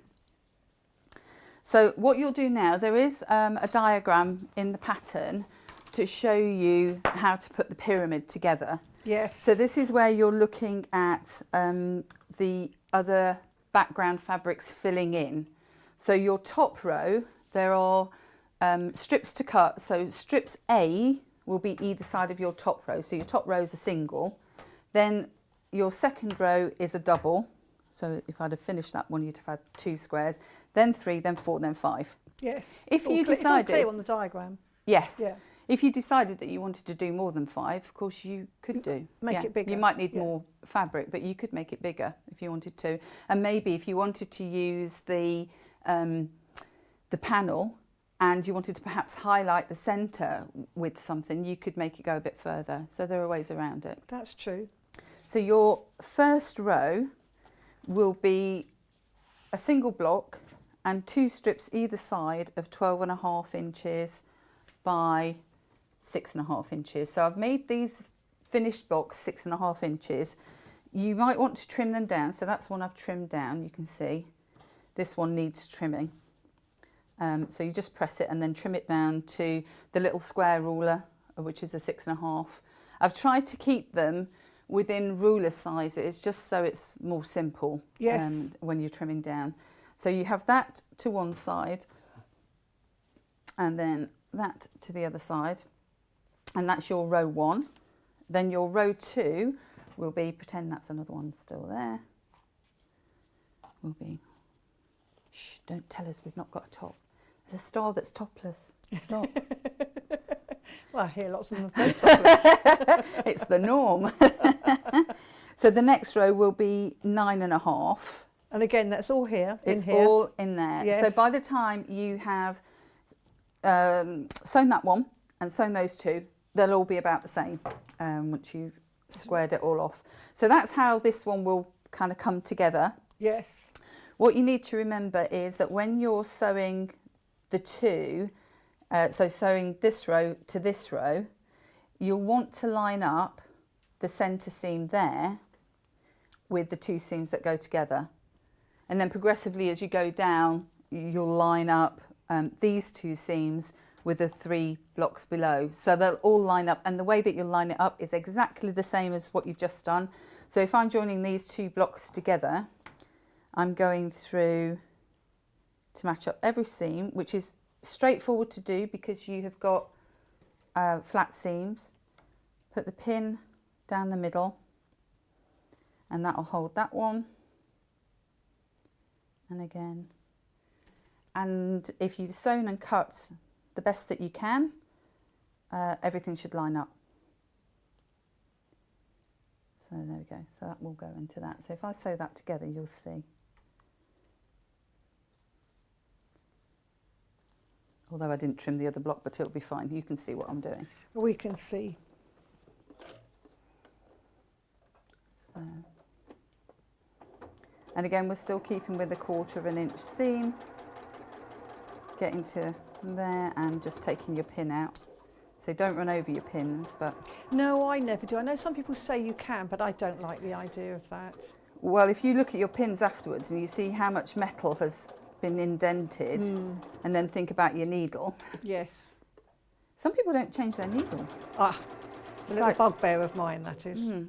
And cleaning out the bobbin race. Oh, that one, if you don't do that, you'll wreck your machine. Yeah. Now on this one, I'm going to iron it. So you can see all of those pretty much open and flat. And just iron this. This is the beauty of one of these little irons, actually. You can really get into the seams, can't you, to Yeah. press them open. It's got a nice little nose, hasn't It it? has, yes. Now, we did have a new brand on last weekend because we'd run out of the prim ones and couldn't get them. So I don't know if we've still got those online, have we? They are on the website, under tools. Look under tools. They're so useful, these little irons. And they're give it a good- powerful, even though they're little, Yeah. they're powerful. And you can put water in, you can make them And steam. what I like is that you can grip it like that. Yes. So if you've got challenges, it's a really easy iron to Yes. grip. So we've got those 2 like that, and then we'll just so you can get an idea of Get one out how you row. put your strips together.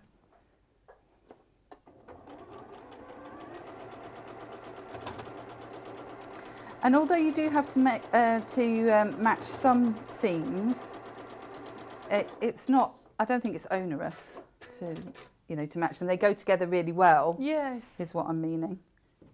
Onerous if you don't like matching seams, but Well, no, I mean, if you're doing patchwork, you're going to be matching seams. that's it. Nature of the beast, isn't it?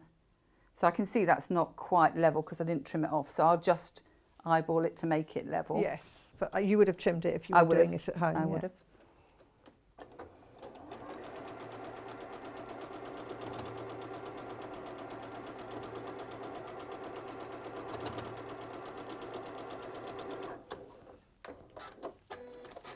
Okay, so that's row 2, and then you'll have row 1 coming to there with that stitch to either side. So that's kind of the basis of it. Again, when you're stitching when you're stitching the blocks together, stitch 2 rows, stitch 2 rows, then stitch the top half to the middle, bottom half to the middle, and that will give you all 5 rows. Once you've done that, the next thing is I pulled out for my edging, I pulled out the tartan on the red one, but you can choose whatever you want. I quite like the stars on this one. So what I would do then is stitch a band of stars to the top.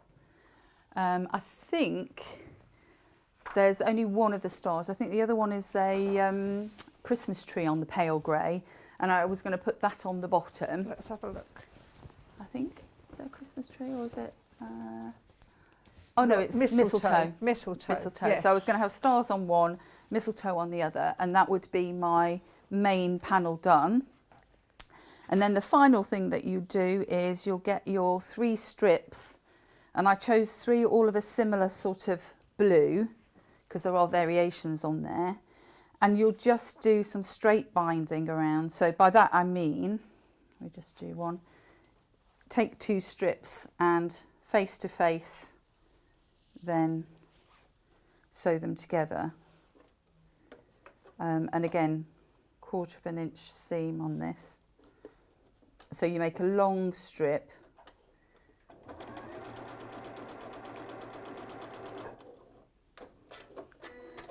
which then you will have the 3 lots together. You'll then fold that in half. Sorry, that's getting a bit messy. This is just like home. So take your iron again and press them wrong sides together, just in half. So you'll do. So the blue one is well and truly in the lead in our the fight of our panels. And you get the instructions, the full instructions, and you don't have to just rely on this video clip, but full instructions telling you exactly how to do all this. And that's in the pattern, and you get the panel, this lovely panel here. I've got the blue one in front of me. And with the blue, you get a metre of white fabric. So this is really lovely too. So you get a metre of white plus the panel, which has got 16 different strips. This is really lovely. So if you don't have a Christmas tree or you don't want a Christmas tree, this is another option. But I think it's just a lovely thing to have as well. And I can see why the blue's the favourite, because I think it lasts longer. And it's just a bit different, I think, isn't it? It is a bit different, and you can see it's coming up beautifully when you're seeing your version of it there. So you'd go all the way along. If you have 3 strips, you make a little bit too much binding, but that's fine, because you just want a little bit of wriggle room. And then when you're binding your quilt, I'm sure you've done it, but it's always worth reiterating. Yes, indeed. So I always start off, if you imagine this is a whole quilt now, there's going to be a very mini table run over if we do it. Table. Fold under 1/2 inch and then pin that to one side. I always go left side, but you do whatever you want. So you pin it down. And you're not starting at the corner, are you? You're starting a little away. Can you just move it over? That's it. Start in the middle Thank you. of anywhere. So just pin that down, and then when you're starting stitching, you're actually going to stitch a little bit further along. So I'll pin that. Obviously, if you've got a bigger quilt, you'd probably leave about 3 inches. So imagine that's 3 inches there. And that's where I start sewing. So you'll start sewing 1/4 inch, and what I'll do is I'll show you how to mitre a corner, because that's always a fun thing to do on a Monday morning. And that's one way of putting it. So do a little back stitch. So I haven't gone over that pin, I've just left it where it is. So coming up to the corner, so 1/4 inch from the corner, stop with your needle down. I'll just take that pin out because I know I'm going to pin myself. And then,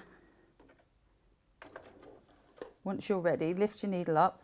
So what you're going to do is take the binding up to make a right angle. Can you see that? No. Yep. Up to make a right angle, and then down to start again.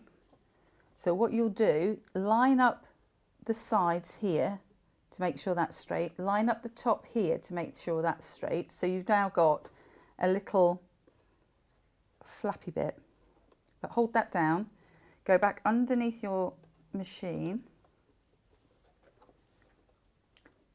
put your foot down, put your needle down on the edge. So don't worry about what's going on underneath, and then start sewing back again. Start off slowly so that your machine catches to get going through. And carry on with your 1/4 inch. So I'll stop there. You would carry on all the way around. And then what you've got is you've got a mitered corner on the edge there. Oh, I haven't gone quite through. That's not very good. Not a very good example, Julie. You need to catch everything. Oh, but that's easy enough to just go back and do again. Yeah. So you'll go all the way through, and then what you're going to do is you're going to fold it over to the back, and so there's a couple of things that you could do. Imagine you've got wadding and backing here, so this is nothing, if you like. There's no width to this, but you will have bulk going around.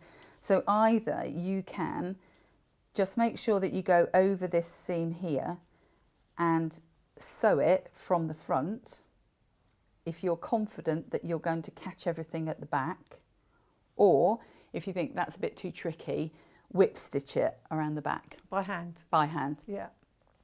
So you'll do that all the way around. You'll obviously do all of your corners. Then when you coming back to here again, of course I didn't press it all the way down, but here we go. So as you come back to here, To your start. to your start bit, take your pin out. So this bit you've got, it's closed over. Sorry, that's the wrong way around. The end that you've got here, you will feed this into there. So you make like a little envelope. But before you do that, just judge how much crossover you've got and cut off a diagonal. So you're reducing the bulk underneath there. Then slide the two together. Repin it so it holds everything. And you'll have been coming up this way, carry on and finish where you started. Does that make sense? Yes. And then you fold the whole lot under and do either machine stitch around or whip stitch around. It's entirely your call what you prefer to do, really. See, the other thing Kerry does from Living in Loveliness, she will use a decorative stitch. Yes. And that's a really good idea, because it prevents you having to be the straight stitch being absolutely perfect, doesn't it? Yeah. It just gives you that little bit of well, on this one, I used metallic, and I did like it stagger stitch, so it goes over the two. Yes. So it doesn't actually matter if you're not right on the line. Gives you a bit of wriggle room. Yeah, yeah. And then you will have probably, if you use the panel, you'll have about 2 or 3 design strips left. So you could make easily for the back, you could make a pole runner if you wanted to hang it up, or some loops or something like that. So there's a little bit left to play with as well. So yeah, it's quite. I think it's lovely. It's a really lovely project. Yeah. Yes, and actually comes together relatively quick. I know you've only done a little bit of it, but it comes together quite quickly, doesn't it? You can see it very quickly what it's doing. I think if you were persistent, you could probably make this within 2 or 3 days. But you'd have to go at it, but you could probably make it in 2 or 3 days. But it's a nice fortnightly project, if you like. You could make a block a day and then put it all together, and so it's quite relaxing when you've got into the rhythm of it. Yeah, it looks lovely. Thank you. You. Really does. I love the blue. Thank you. So this blue one, Big. So look at the colours there. Yeah. It does look so lovely. And I like the fact that they all go together, so you don't actually have to plan anything. No, this is the beauty. You haven't got to think, should I put the robins with the stars? Should I put them with the snowflakes? Yeah, you haven't got to think about it. It doesn't matter if the robins are upside down. I don't like cutting robins in half, but you know, it doesn't really. I didn't see it. Barbara's happy to just bite off a gingerbread man's head. So what can you say? You'd have no problem cutting a robin in half. But yeah, so is there anything else that you'd like me to go over, do you think? No, I think that's lovely with that. Thank you. That's all right, you're very welcome. Now, at 11 you're back again, and you're doing the apron. Yes. But you've got other ideas as well, haven't you? Yes, quite a few different things came out. Yes. I didn't use everything, so there's a multitude of stuff that you could do, yes. Indeed. So again, lots of ideas. This is one of the ideas that you've done. So it's a cheaty table runner. We'll show you how to do that later. That. Yeah. Oh, I love these panels because you can get away with so much. Well, but also I think they're absolutely perfect for Christmas, aren't they? Because we've got a lot to do for Christmas, and you know you don't really have the time to spend, because patchwork and quilting takes time. Yeah. But it's nice to produce something that has that look about it, but you can do it in a reasonable time frame, because we have lots of other things to do. Yeah, absolutely. You've got to bake your Christmas cake. Not that I eat Christmas And nobody cake. would know that you haven't spent years on it, kind of thing. No, exactly. So, yeah, no, I think they're lovely. Blue bundle. So the blue bundle I've got in front of me here, you get the panel, which is super wide. Now I've only opened it half wide. If I open it the full width, Look at that. It's lovely. So it's 140 centimetres wide and there are 16 strips across the full width. Don't forget that everybody that's shopping today is going into the competition. This is the last day that you can do that, and you just have to shop to win. Well, that's not quite true. Only one winner will be pulled out, to be honest. But you have to shop. You just have to shop for a chance of winning. That's what it means. So every customer across the weekend will go into the pot, and then a winner will be randomly chosen tomorrow. So you'll know whether you won, and you will win that. But you also, every shopper today will get a badge, this lovely little badge here, whilst stocks last. And that is one to keep, isn't it? That's a sort of keepsake badge there. Very lovely. I love the little snowman on that. So this is the blue pack, and this comes with a metre of white fabric, and also it comes with the instructions, very clear instructions. And of course, don't forget, you can always watch the show back on YouTube, and then you can see Jules's demonstration to show just how simple it can be. It's always easy when you know how. And then that's the blue. And then the red panel, I'll just sort of throw that out of the way. I can't throw it. I can't do that with fabric. And then we have the red panel. So again, I'm only going to half open it, but you know it's got that lovely full width again. And it's got all of these. And it's interesting how the designs look different on the different colours. So we've got the tartan, the trees, the tartan, the mistletoe, trees, robins, stars, tartan, robins, snowflakes, mistletoe. But all, as you can see, it keeps going through. Well, these baubles, I think, aren't they? These stars are like baubles because they're hanging on something. And Christmas trees and mistletoe again. So 16 different coordinating fabric strips, 140 centimetres wide, 2.5 inches or 5.5 centimetres. Is that right? No, 6.35 centimetres. Trying to mix up the two of those. So it's really a lovely big panel. And you also get a metre of fabric. So this time we've got a soft silver grey to coordinate. And of course you also get the instructions. This is $29.99 for all three of these pieces. But you can also get the panels on their own if you're deciding, well, I don't want to do that particular panel or that particular thing, but I love the panel, I love the idea of the strips. No worries, we can do that as well. The red panel on its own is $19.99. So this is the red panel on its own. So again, it's got the 16 strips. It's the same panel, but it's without the backing or the coordinating fabric. You might already have some coordinating fabric. And of course, there's lots of things you can do with strips like this. So you can do exactly, you know, the half square triangles and create your own design. Or of course, you can use the strips as strips and make all sorts of things. Placemats, table runners, even a tablecloth. Look at this as a Christmas tablecloth. Lots of things you can do. Christmas stockings. Be nice with a Christmas stocking, wouldn't it? Good. Wouldn't that? And again, it would look like you've pieced it all together, but you haven't. So the blue fabric on its own is also an option. So this is the blue fabric on its own.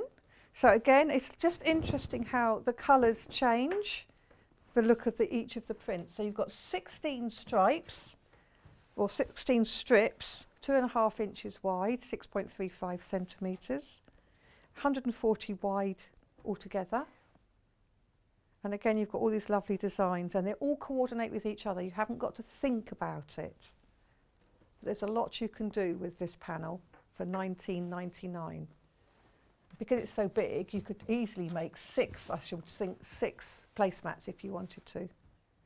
You could make some Christmas stockings, because you can either have the same fabric back and front, or you can have a different fabric on the back so that you get more out of the front.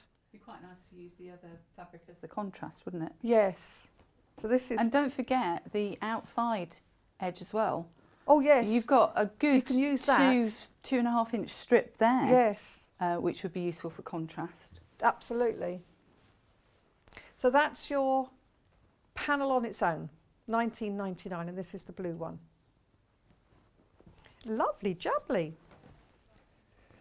Now we also have a little pack. I like this. Little pack of ribbons. This is 3 reels of ribbons. There's 5 meters on each. And this is like craft ribbons. 5 meters on each, 50 millimeters wide. So 50 millimeters wide is 2 inches. So it's a really good price. It's £6.49 for all 3. So it's 15 meters of ribbon. So even if all you're going to do with these is use them to wrap your parcels, what a glamorous looking parcel somebody will receive. Or if you make bottle bags out of the designer strips, you can have the ribbon around the top to tie it to hold the top together. So these ribbons are really handy, 5 meters of each, £6.49 for all 5 meters. Now in the next hour, we're joined again by Barbara, who is going to make this Hunter's Star cushion. But there's also a tote bag, there's also, it's fabulous. It's absolutely fabulous. So you will have choices here in this one, whether you want to be really clever and do everything yourself, or whether you want to be a bit more like I have an idea, focus on the bag making. So join me and Barbara in just a few minutes.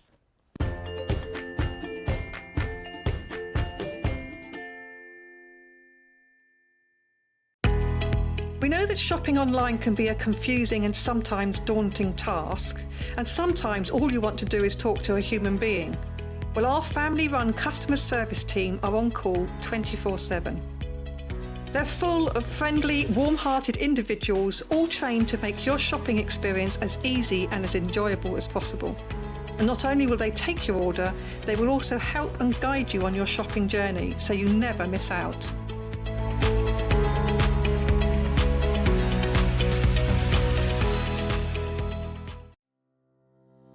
Hi everyone, I'm Yvonne McAtamney.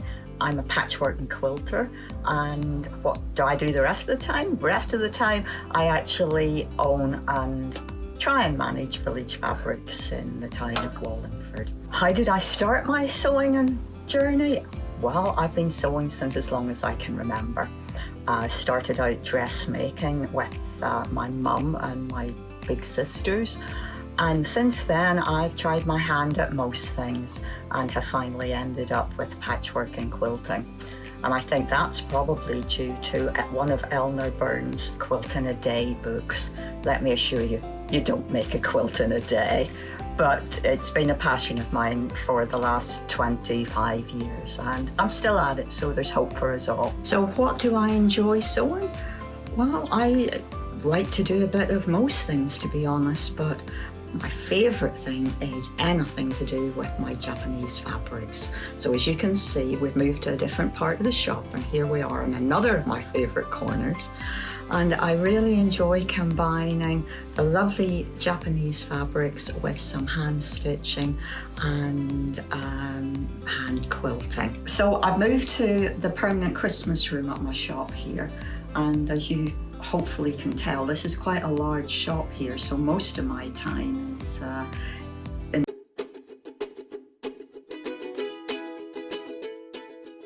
Hi everyone, it's Yvonne from Village Fabrics, and this time we're taking a look at row 6 of Village Street. 3D flying geese is what's happening this month. We have some ordinary flat ones, and we have some little 3D ones where we have some nice curved edges. I'll be showing you how to do this on the program, and hope that you are keeping up and looking forward to the next package coming through your door. I look forward to seeing you soon.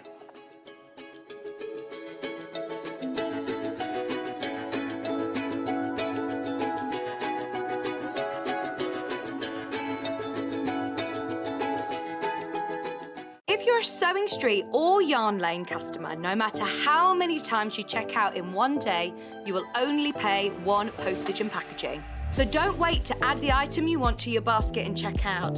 You will only pay 1 P&P even if you check out multiple times in one day. Hello, Wendy. Sorry to disturb your show, but it's gone a bit cloudy, so I thought I'd come up from the pool and send you a quick message. Are you doing a Christmas show? Please tell me Jules Mayouf has not come as a Christmas penguin again.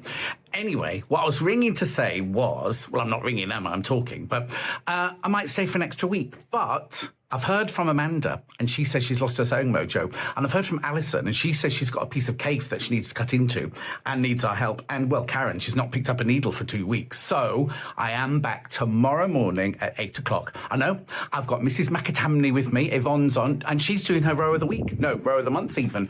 I think it's flying geese this month, isn't it? Anyway, I've got to go because I'm going up the cubic bar for cocktails. I'll see you tomorrow morning at 8 o'clock. Do not be late. Barbara Mclay, get yourself out of that scraps box right now. In need of a crafting fix? There are so many ways you can watch Sewing Street and Yarn Lane. Sewing Street is live from 8 a.m. to 1 p.m. every day on Freeview 72 and Sky 670. Alternatively, if you want to watch us on a tablet or on the move, you can tune in on our YouTube channel, the Sewing Street app, or the websites at www.sewingstreet.com and www.yarnlane.com. You can watch past shows on Sky 670 from 1 p.m. every day, as well as our YouTube channel, the app, and our website. Yarn Lane is on from 12 p.m. to 1 p.m. Visit our programme guide to find out when and what's on, so you never have to spend a minute without us.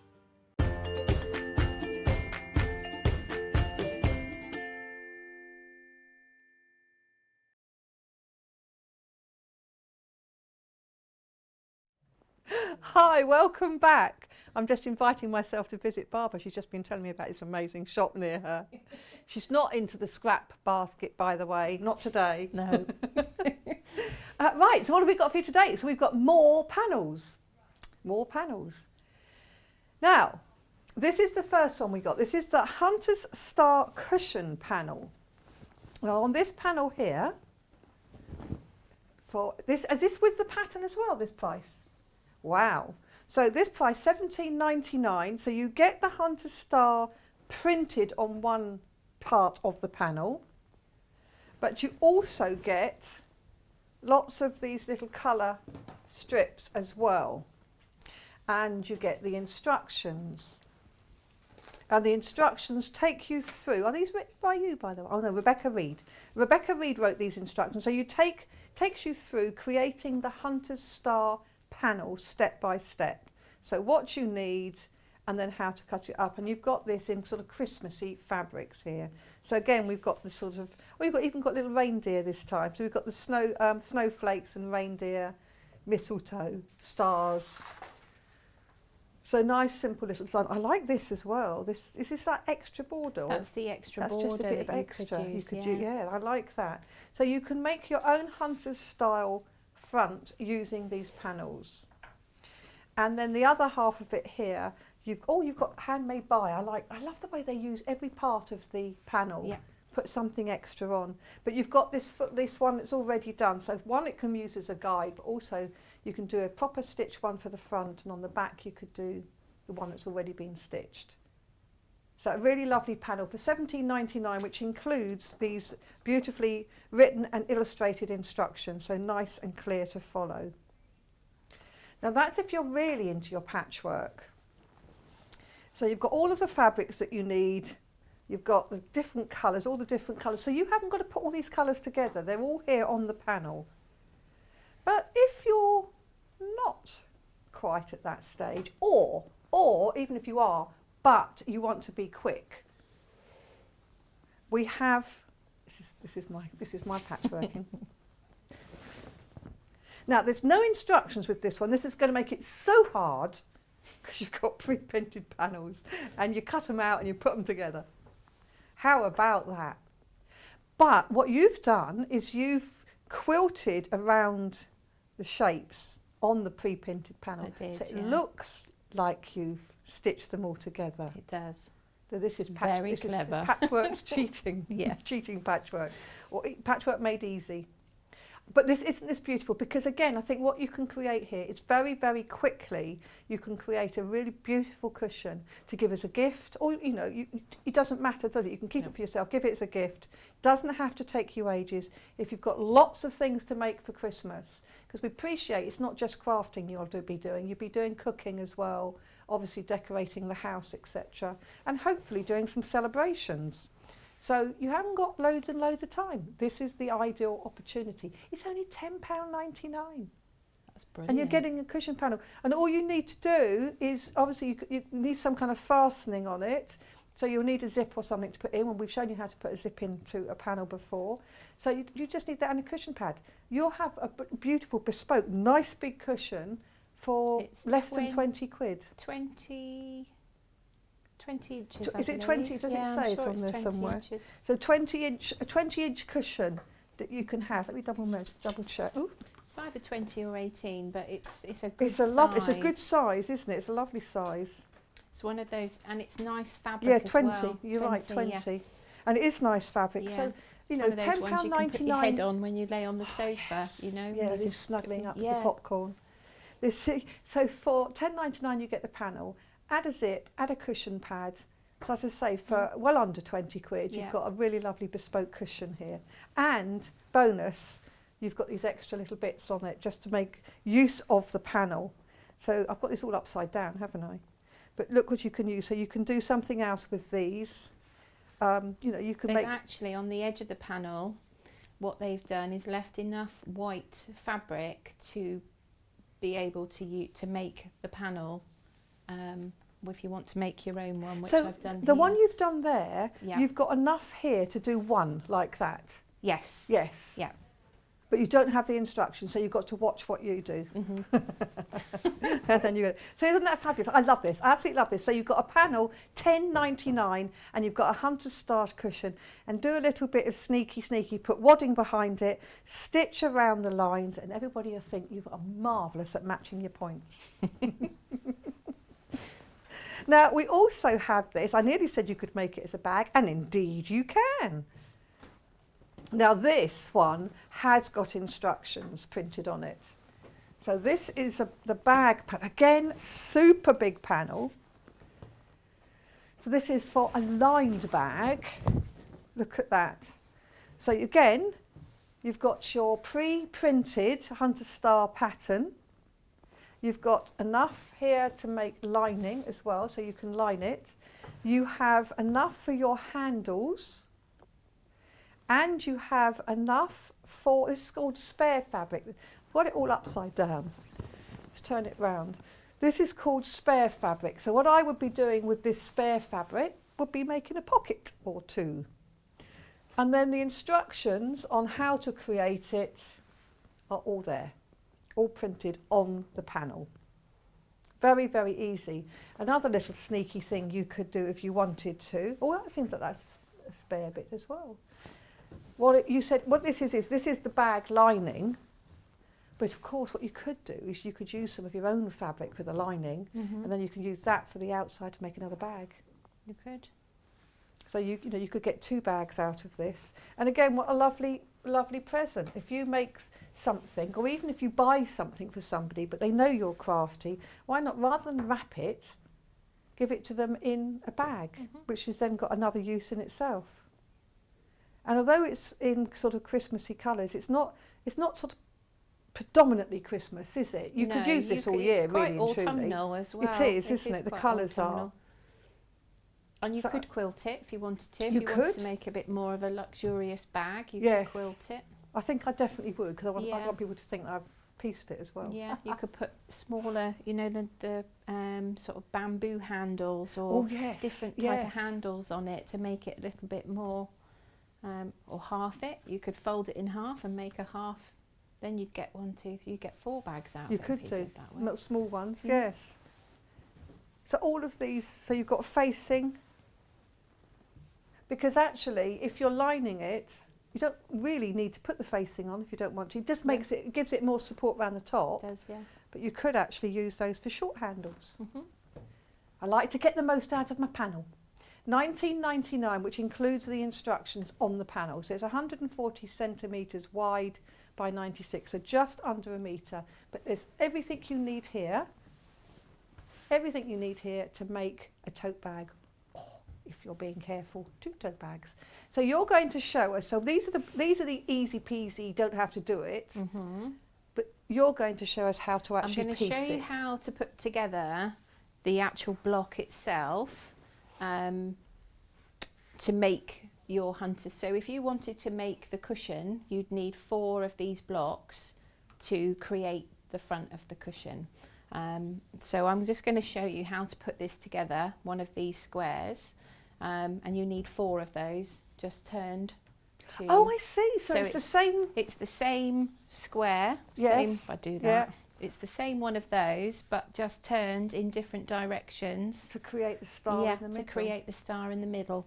Clever. So I'm going to show you how to do that first, just to show you that I can actually make the hunter star and not the pre-printed panel, but... But I know, and of course there's going to be loads of people at home that can do this. But it doesn't mean to say sometimes a quick method isn't. It was it wasn't brilliant. just I as loved good. it. When I received it, I couldn't wait to get it all, yes, and stitched together. as we say, we can quilt it to give it more oomph. You can, and those little bits on the edges where you've got the borders, you could take those off. You could actually applique those into the centres of each one if you wanted to, or just leave them so that they're a little bit frilly even, or puff them out. Yes. Like fill those and just put a little puff in the middle of the star. Okay, so what we're going to do with this one, to make this block, we're going to need, I'm going to use the little reindeers. So we're going to need 1 patterned piece and 1 plain, and they are 3 inches square. And then, so that's going to make these 2 pieces here, that bit there and that bit there. Okay. And then we've got 3.5 inches. Now I used the fabric on the edges of the panel. Oh, right, yes. So that's just using it up as well. So it's another little... You're Being getting economical, isn't it? Yeah. So you have 1 patterned piece that's 3.5 inches square and 1 plain one. And we're going to create the 4 half-inch triangles to go into the centres here. So we'll just lay those on top of each other, and then we're going to do a 1/4 inch seam all the way round. So just stitch it all the way round in a square. It's really simple. So it's even if you haven't done any patchworking or you're not, So is this another way of doing half square triangles? Yes, this is another one. So Jules did one. Yes. Yes, I've done the way her... Jules has done. I haven't done this way. Okay, so this is another way of doing. This is making small 4-inch triangles. So I'm just going to pop a couple of pins in there, and then we'll do the 1/4 inch. Oh no, that's the wrong one. What am I doing? I'm having a technical issue. You realise that is going out live. What am I doing? Where am I? Why am I here? There we go. Right, so we'll just do...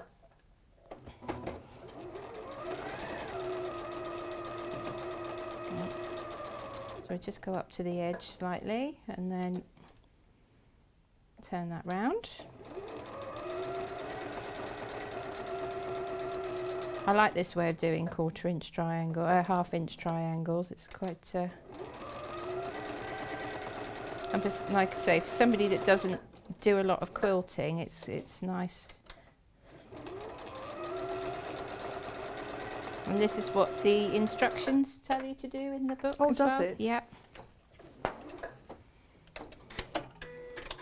Okay, so I've stitched it all the way round.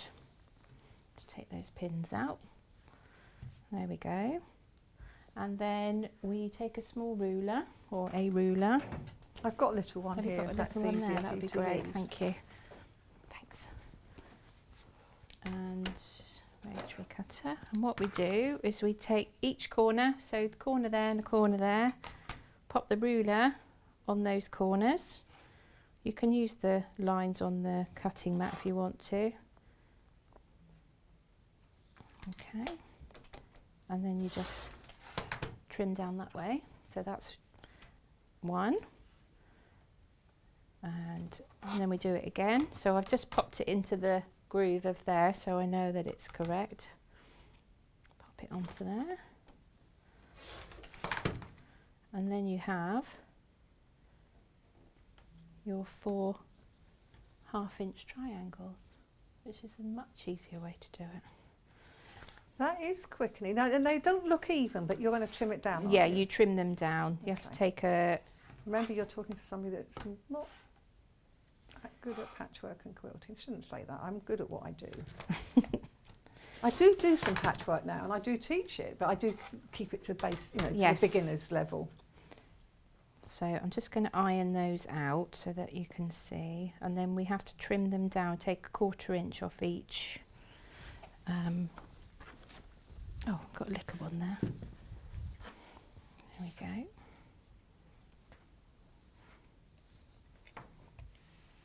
So you're pressing the seams So to I'm just one way. pressing the seams so that the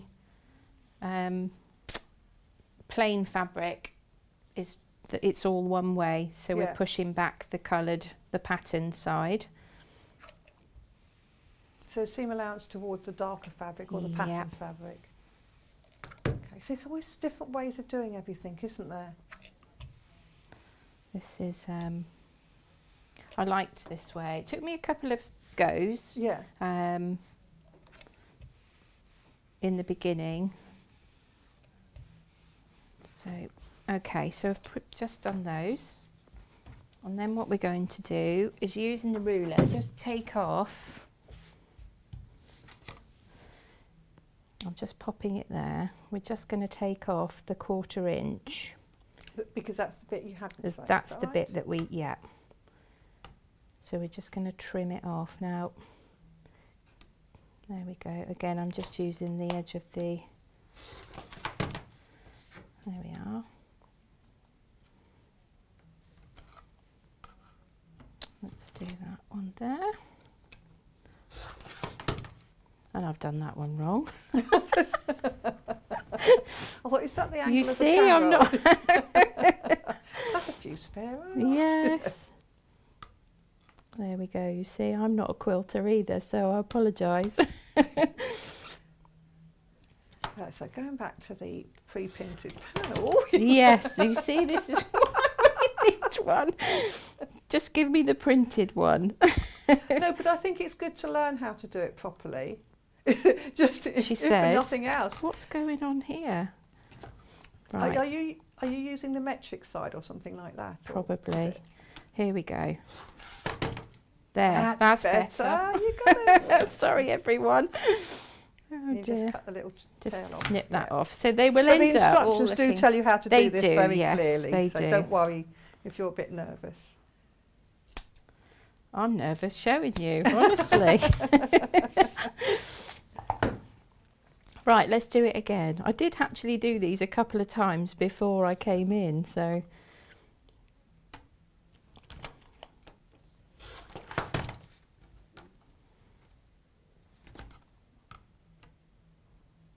Right. Hooray! There's another one. Snip that off again. So Do you find it easier to cut the ears off first? I do. I think that's. I didn't do it on no, that you one, didn't did on I? the first one, no. Okay. Let's do it that way. There might be an easier way. If somebody knows any easier ways of doing it, please let me know. Yes, do. Let us know. Yeah. I think my Facebook's frozen. Ooh. I'm standing with my mouth open. Oh, it's not frozen for everybody else. It's just me. Just me. Okay. I'll have to use that one because I haven't got any more of those, but I will show you. Actually, I can do it on. No, I can't. Right. So with your pattern, this is brilliant for this. So what it does is it shows you how to do those bits that I've just done. So I've cut it into the quarters. Then you do your 4 half square triangles, and then it tells you how to put your pattern piece there, and then we're going to do this 4 block here. Okay, so we've got pattern piece there. Then the first one points up. The next one points up. Now it looks like it wouldn't fit, but it will because you've When got it's your stitched 1/4 inch. together, Yeah. yes, yeah. Then you've got the next one goes that way, and then the dodgy one, I'm really sorry,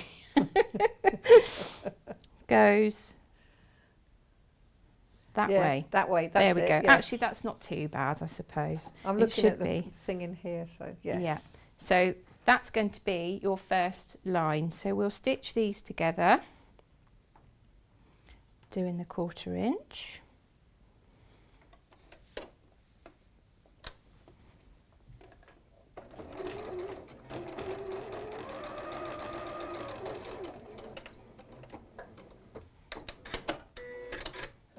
Okay, so there's the first one. So now that joins up with that quite nicely. Yes. Okay, and then we'll do the same with this one.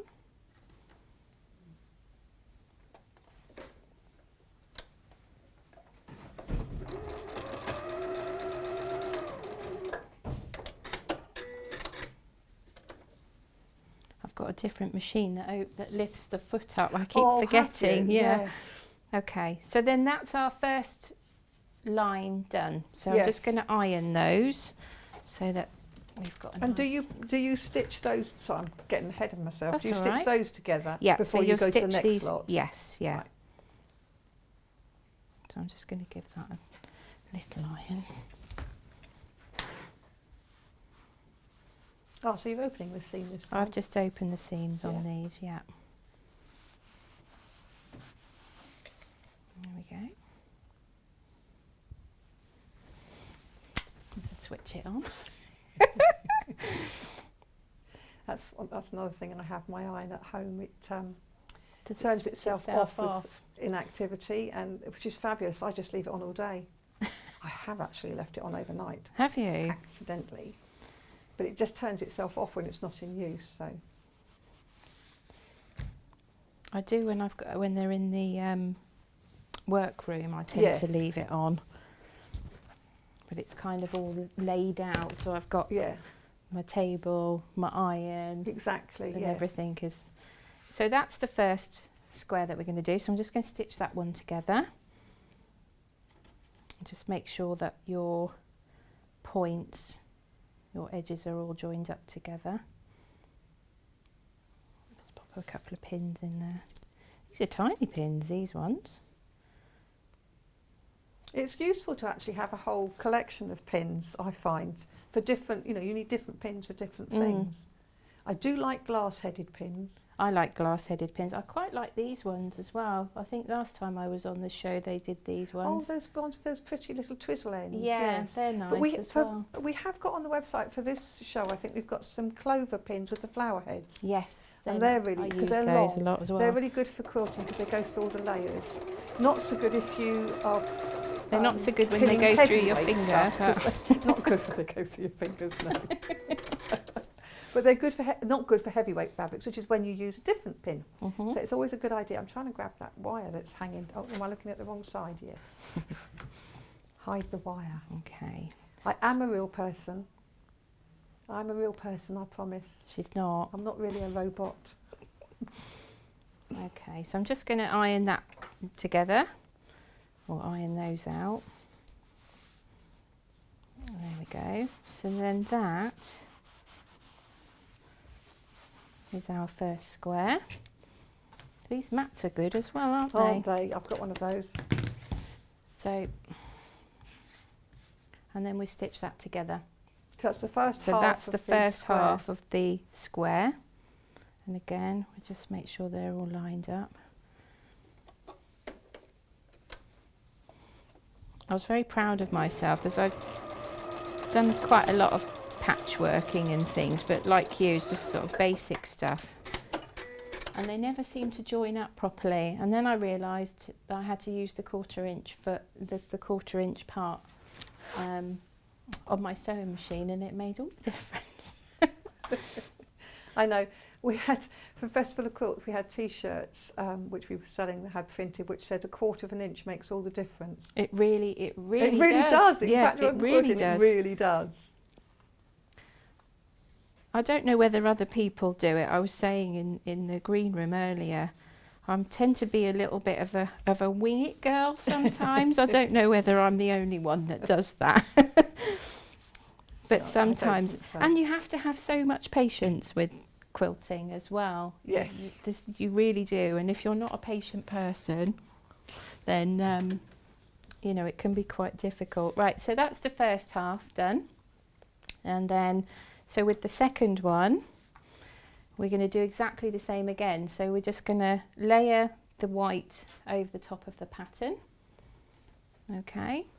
And stitch all the way around again to make our 4 half square triangles. So if you wanted, I always like to be difficult, if you wanted to make bigger triangles, you just start with bigger squares in the first place. But you've got to remember you'll be taking off 1/4 of an inch all the way around all the time, haven't you? Yeah, so if you wanted to make a sort of a 4-inch one, you'd have to make these squares 4-inch, and the half square triangles would have to be 4.5. So you'd always add that extra half an inch. Half an inch, because it's, you've got to have both sides, top and bottom. Yes. There we are. So if you want to make your half square triangles bigger, you now know how to. It'd be lovely to see some bigger ones, actually. Although this is quite a big one, really. This is 20 inches by the time you've put it all together. Put them all together. Now I know how to do these. I think I'll probably make myself one of these quilts. Okay.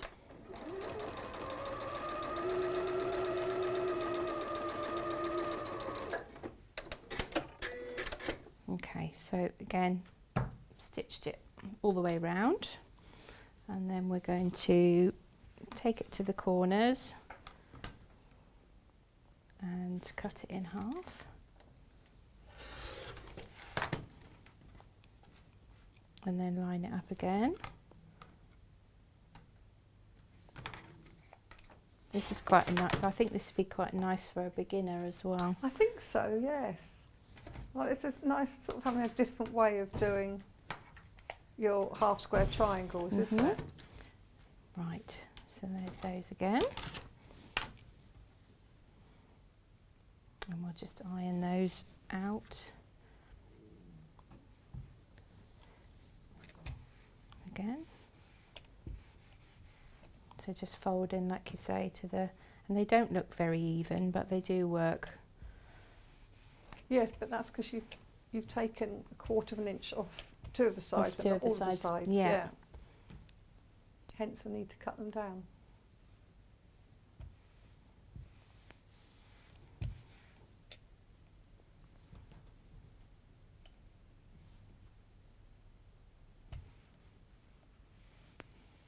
There we go. Right, now wish me luck, I'm going in again. Chop off your ears. Yeah. I think I'd make a mess if I chopped off my ears. Oh yeah, Van Gogh. Did he chop his own ear off, or was it somebody? I'm sure I I heard think he recently that did. somebody said that he didn't. That somebody chopped it off of him. Oh, really? So yes, I'm not absolutely sure now whether he did or somebody else did. It'd be quite hard to chop your own ear off, wouldn't it? Well, it's gristle, isn't it? Yeah, So but actually, I mean, it must hurt. So once you start slicing into it, it must hurt. maybe you had a Don't do lot it. to drink. Please don't try this at home. No, please don't. Right. So we're just going to take the 1/4 of an inch off again.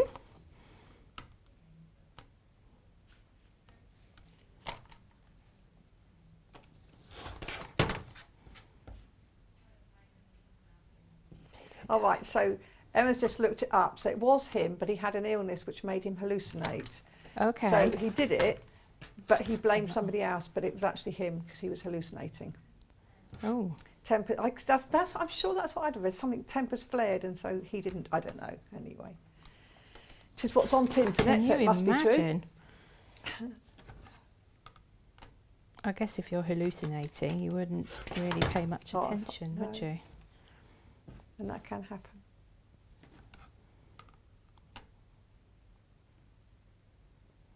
I don't want to interrupt your concentration here, so just keeping quiet. Just sing, just sing.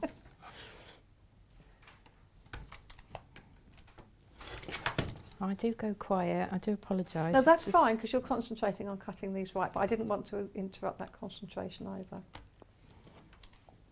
It's quite therapeutic to watch, I have to tell you. Oh, is it? Oh, good.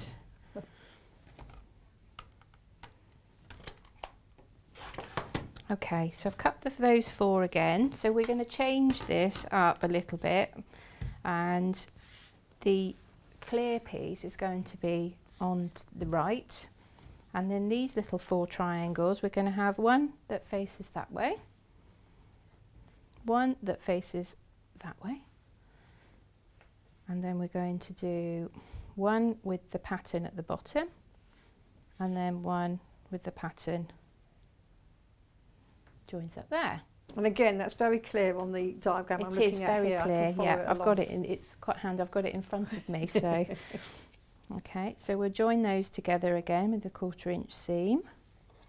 And does it matter if you join them, you know, top to bottom or side to side first? Is it Honestly, I haven't preference? found that there is any preference. There might be if somebody knows that, but Yeah. I haven't found it with doing these.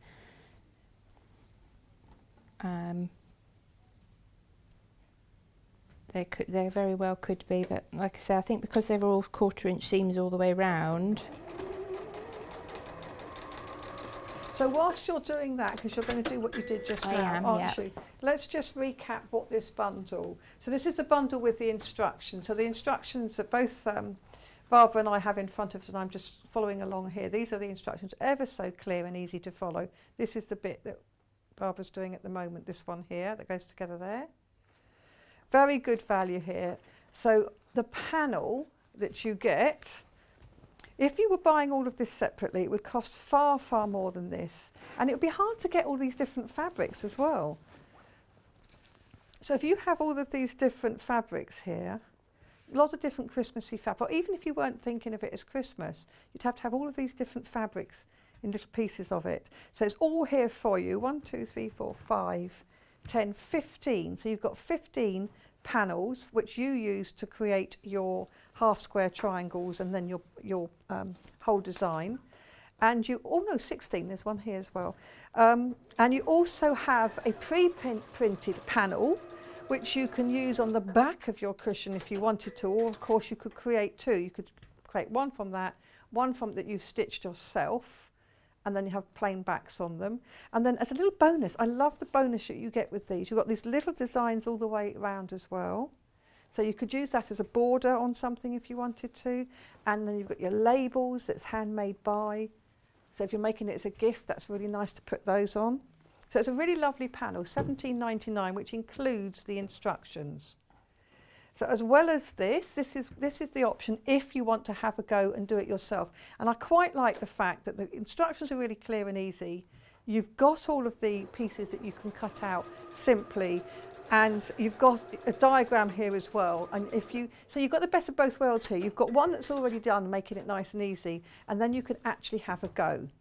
So I think that's kind of the best of both worlds, really. Very good panel there. Now, we do also have a panel with no instructions. And you might think, oh my goodness, how am I going to do it then? Because, this is what I like. What you have is either the back and the front of a cushion, plus more, or you've got 2 cushion fronts. But it's a pre-printed panel, so that design has already been created for you. And then to make it look really special, if you put wadding behind that and then you quilt around the designs as if you'd stitch them together, it's great for practicing your quilting and stitching in straight lines. It is just straight lines. Oh, and there is wadding on the website, by the way. That's the 80/20 by the ½ metre. So yeah, you could make this very, very quickly because the design is already done. And as a bonus, in order to use up all of the fabric from the panel, you've got some pieces here. You've got the handmade labels, you've got the lovely sort of border bit there that you could add to something, or you could cut them out as appliques. Some really pretty things. I mean, I'm always on about covered buttons. If you cut that out as a covered button, it would have a lovely centre of your button there. and then these 3 panels. This is just £10.99.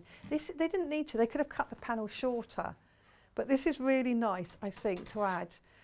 Again, it's just sort of adding something. You could, if you wanted to, we were talking about having pockets on cushions. You could make pockets out of these. They could be your remote pockets to slip your remotes in, or join those together to make one big pocket. Put it on the back of the plain back of a cushion, and you've got a nice pocket for a book, or your paper, or your chocolates. Put your box of chocolates in. Nobody need to know you have them. So this is really, I love this, £10.99, and you can create 2 cushions if you have a plain black back on them, or you can create 1 double-sided cushion very, very easily. And all you need to add to that is a zip and a cushion pad. So it's very, very good value for money, that one. I love that. And then I'll just quickly do this one. Yeah, this one is a lovely idea as well, because this is a tote bag one. Now with this, the instructions are printed on the panel, so it makes it nice and easy. Printed on the panel there, and what you have on this, again, you have the pre-printed hunter's star front and back of the bag. And it actually, I love this, I love the way it says bag outer front, bag outer back. It's very, it makes it easy. And they've also provided 2 pieces for the lining, or as I said, you could be a little frugal with this, and you could actually use these as another bag and then use your own lining from your stash. If you've ever bought of our Rose and Hubble plain fabrics, you'll have that in your stash. Also comes with the handles, bag handle. So these are lovely long handles, and you've got bag facings.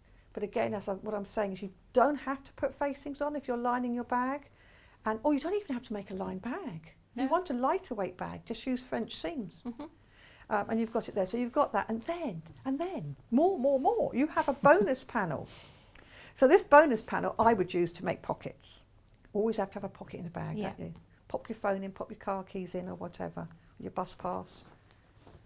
So you've got pockets. There's, all this is on this panel. So you can make 1 tote bag, fully lined, with beautiful long handles and pockets inside. Or you could make 2 tote bags, or you could make 4 if you want to have a different front to a back. So it's up to you what you do with this panel. It's £19.99, and you can make it go a long way, or make a super duper designer style tote bag that's fully lined with beautiful fabrics. That's up to you. Beautiful, and full instructions on how to do it. Couldn't be easier, could it? What a gift. We'll let you know when I start it in a minute. Oh yes, we better crack on. Yeah. So what have you done? You've joined those together. So I've joined them all together. So I've stitched them, stitched obviously these together, stitched these together, and then I've stitched the 2 together. And now that creates our sort of Christmas tree shape here. I think it looks like a Christmas tree. And then you make 4 of those, all the same, exactly the same, and then you join them together. So you can see here I've made one there. So then that would create the star, and then you move them round to create that star. So it's just the same So it's panel. the same panel, just made 4 ways with different fabrics to create that star. On the way, have I done that right? No, not that one. Oh. Turn it around again. No, and again. That one. That's it. There we go.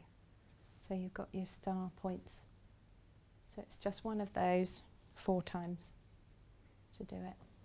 So it's not as really complicated as it it's looks, not. is Once it? you get going, and once you know where to cut the 1/4 inch off, it's yeah, it's a really simple one. So if you've never done quilting or patchwork, it's a really good one to start. And you've got, like you say, with the panels, you've got everything there, so you don't need to worry about you know, finding the fabrics or trying to work it out. Because it can take ages to choose fabrics, can't it, to put together. You could make one out of the panel with those fabrics and then do strips round the edges using that, just to, you know, make something different with it if you wanted to. Yes, or indeed. a small cushion, you could have 4 little cushions Yes, out of that. and as you say, if you then put some of the other fabric, you can put as borders around the edges. Just sort of 2-3 borders to make a cushion bigger. Yeah, so keep that as a centre panel. Yeah, so there's lots of different ways of using it. So the other thing that I'm going to do today is make the tote bag. So, As you do. As you do. So I've cut it all out of the panel. So these are your fronts. She says, where's the other one? There it is. Okay, and I'm just going to line those up.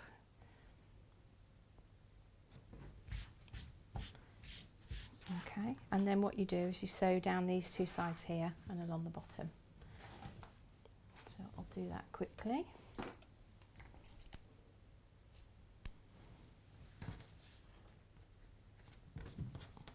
Let's put some in there just to keep And what it in seam place. allowance do you use? Does it say on there? So it is a 1 centimetre seam allowance on this one. It says it up here on the top of the Oh, yes, instruction it says, set. yeah.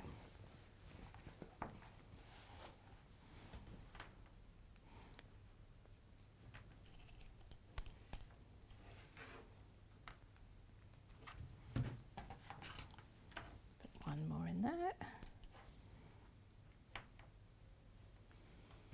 I've just noticed when I'm reading this, I should have remembered this because it's the bag I made is the same.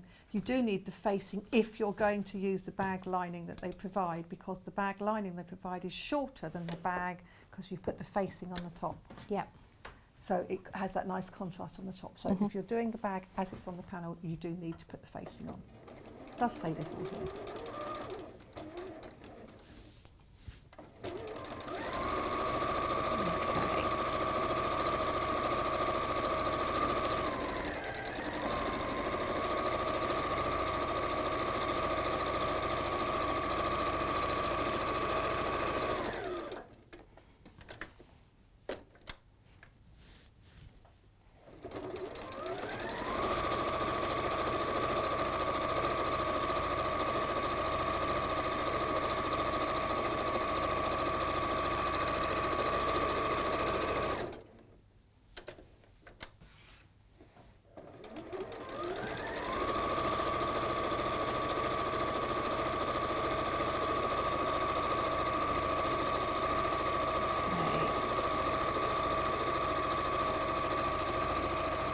This panel again is £19.99 and it actually comes with the instructions printed on the panel.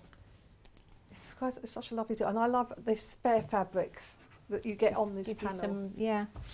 Do Okay. something different. So I'm just going to clip the corners.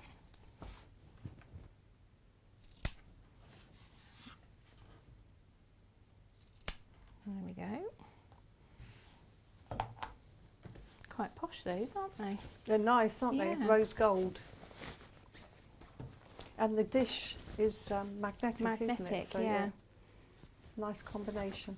Okay, so that's Got them on the our website, of course. that's our bag done. That's it. I'm off home. So that's the tote bag I outing. feel that that's done. not a bag yet, it's a sack at the moment. Yeah. Well, I've done the sack. That's it. Right. So, and then we do the facings and the inside. So I have got our bag facing front. So I'm just going to trim that selvage piece off Oh, there. this is something that Rebecca said, and it's something that's a very good idea, and that is to leave the little description either, as you did, leave it on there, Yeah. or cut it and pin it on there so you know which piece is which and you haven't got to sort of keep thinking about it. Okay, so we take that off. And then what we do is we take the lining piece and we're going to fit this onto there, onto the top. So the two raw edges together, right sides together.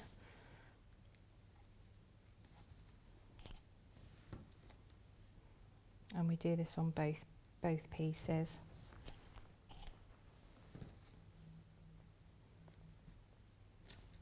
Like so.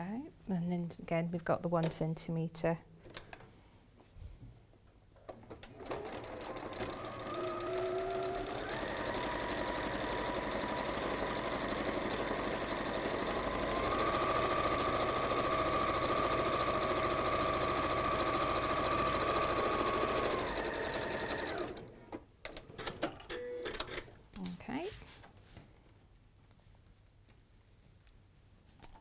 Was naughty then. I should have taken the pins out as I went. I wasn't going to say anything.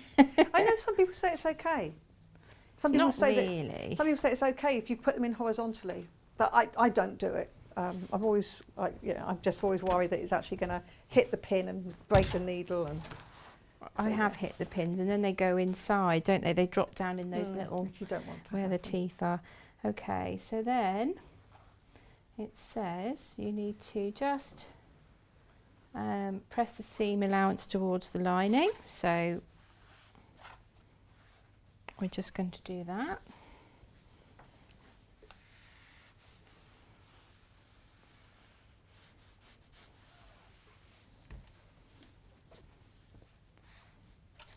Let's give that in. So that's your facing now on your... It does look nice having that contrast. Just facing finished on the it top, off, hasn't doesn't it? Yes. Okay, and then we do the same again with the next one. This is proving very popular. This one. bag, Yes. brilliant. I think the fact that it comes with the instructions on it like this makes it so simple. It's nice, doesn't and it? like I say, I've kind of got them here, so they're just a nice little reference to keep by the side of you, to make them. Just trimming off my bag facing back. I know a friend of mine keeps things like this. She keeps all the labels off of like the fabrics and things she buys, and then uses them in her quilts. So she just like scrappy quilts and things. She uses those. One of the teachers that teaches at the Festival of Quilts and Knitting and Stitching show, she does scraptastic portholes or porthole, something, I can't remember which way, but what she basically uses is the selvage edges and joins them all together, and then she makes portholes out of the fabric that goes on the top. It's a fascinating way, because we always sang about the selvages. Some of the selvages on fabrics are gorgeous. Yeah. And you don't want to just throw them away. And if you've bought really good quality designer fabric and it's got their name across it, definitely you want to be able to use say, them. yeah, I've made. Sometimes they have nice little things. Even this panel here, I just like the fact that it's got all the colours going across it. That is a nice little strip. Well, that's quite a popular thing at the minute, isn't it? It Rainbows. is, yes. So you could use that in. Use every bit of this. And don't just waste this strip, as you were saying. Cut that off, and you've got a nice strip there for something, nice and wide.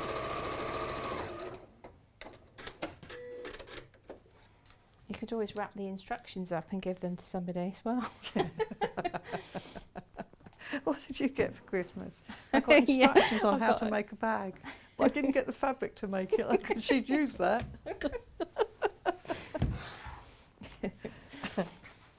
Okay, so I'm just going to quickly iron that back down. Okay, so the next thing we're going to do is just stitch the lining together. But what we need to do is make sure that we leave a 10 centimetre gap at the bottom of the lining so that we can turn it all the way in, turn it the right way out, sorry. Yes, as I was saying earlier, it's so easy to forget to do that and then have to get your quick unpick out. We're going to run short of time. Okay. So when you've done that, what I'm thinking, if you wouldn't mind, could you show how you do the handles? Yes, sure. Because I think they're a good idea to do. No problem. So that would be your lining. Stitch it all the way around, leave your 10 centimetres. Yes. And if you wanted to put a pocket on the inside, you do that before you stitch it round. Yes. Yeah. So we'll move those.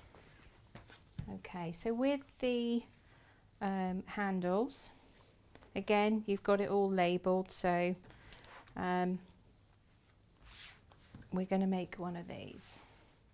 Okay, so we're going to fold the fabric in half, and because it's all measured out, it's perfect. Well, this is the other thing, is yes, you have to cut it out of the panel, but you haven't got to cut the strips the right size, you just have to cut them out. You just have to cut them out, so it does really help. Okay. So now we've got that nice ironed edge, we're going to take one half of it and fold it into the middle. So you've opened it out So and then you fold opened it into out. the middle. Yeah. Don't burn yourself. Yeah.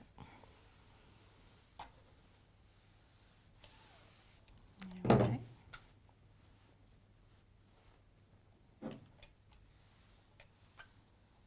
And if you So wanted there. to make the handles more, if you're thinking about this as a shopping bag which gets heavy, Yeah. you could put wadding in the middle of this as well, couldn't you, to You make the could, handles that'd be- more padded? Yes, you could.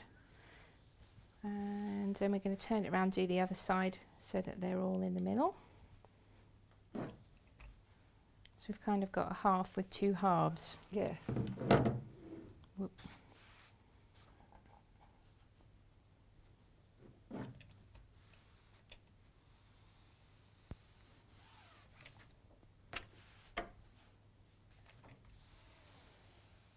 Okay.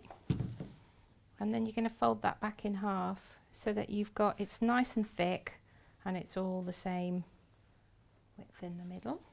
And then we're going to top stitch all the way around like so. So I've just done a nice 1/4 inch one along there in green, but you could do it in a nice metallic-y colour, or you could just, yes. you know. So I'll just quickly stitch that one. Oh. So I tend to edge stitch with these, so I just move the needle even closer. Mm-hmm. And then that means the opening edge is really sort of kept closed. There we go.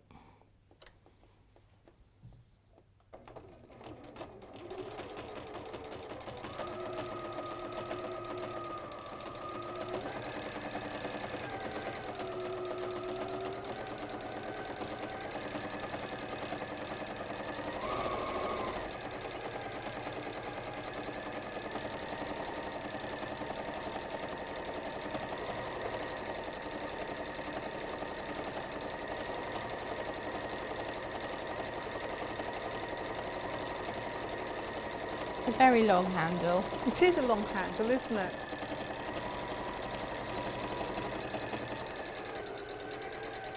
I was just thinking though, yeah, again, because the panel is already done, Yeah. you have, when you have to cut out long strips like that, unless you have a rotary cutter, long ruler and a mat, not everybody does, it is quite hard to cut really perfect long Straight strips. lines, yeah. So you haven't got to worry about it because you just cut along the printed edge and it's done. So if you're sort of still working with scissors, Mm-hmm. it would be an easy thing to do, wouldn't it? So these panels are just wonderful, I think. They're brilliant. So with the handles, what you would do is once you've stitched it all together, you would take your handle and you would pin one, and this is quite nice because you've got the lines on here, so you can use those as a guide if you want to.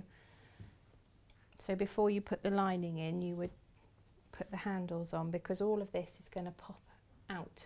Yes, It'll all yes, fold. because you're going to put the bag inside the lining, stitch around the top and turn it through. Yes, yes, yeah. Yes, and that's all on the instructions, which are nice and clear in front of you. Yes, I mean, the good thing about the instructions printed on the fabric like this is they can lay flat nice and easily. Yes.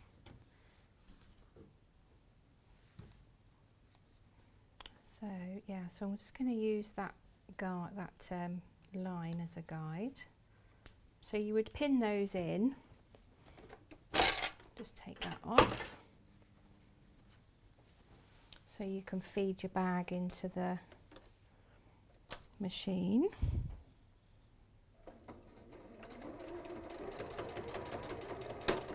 Oops.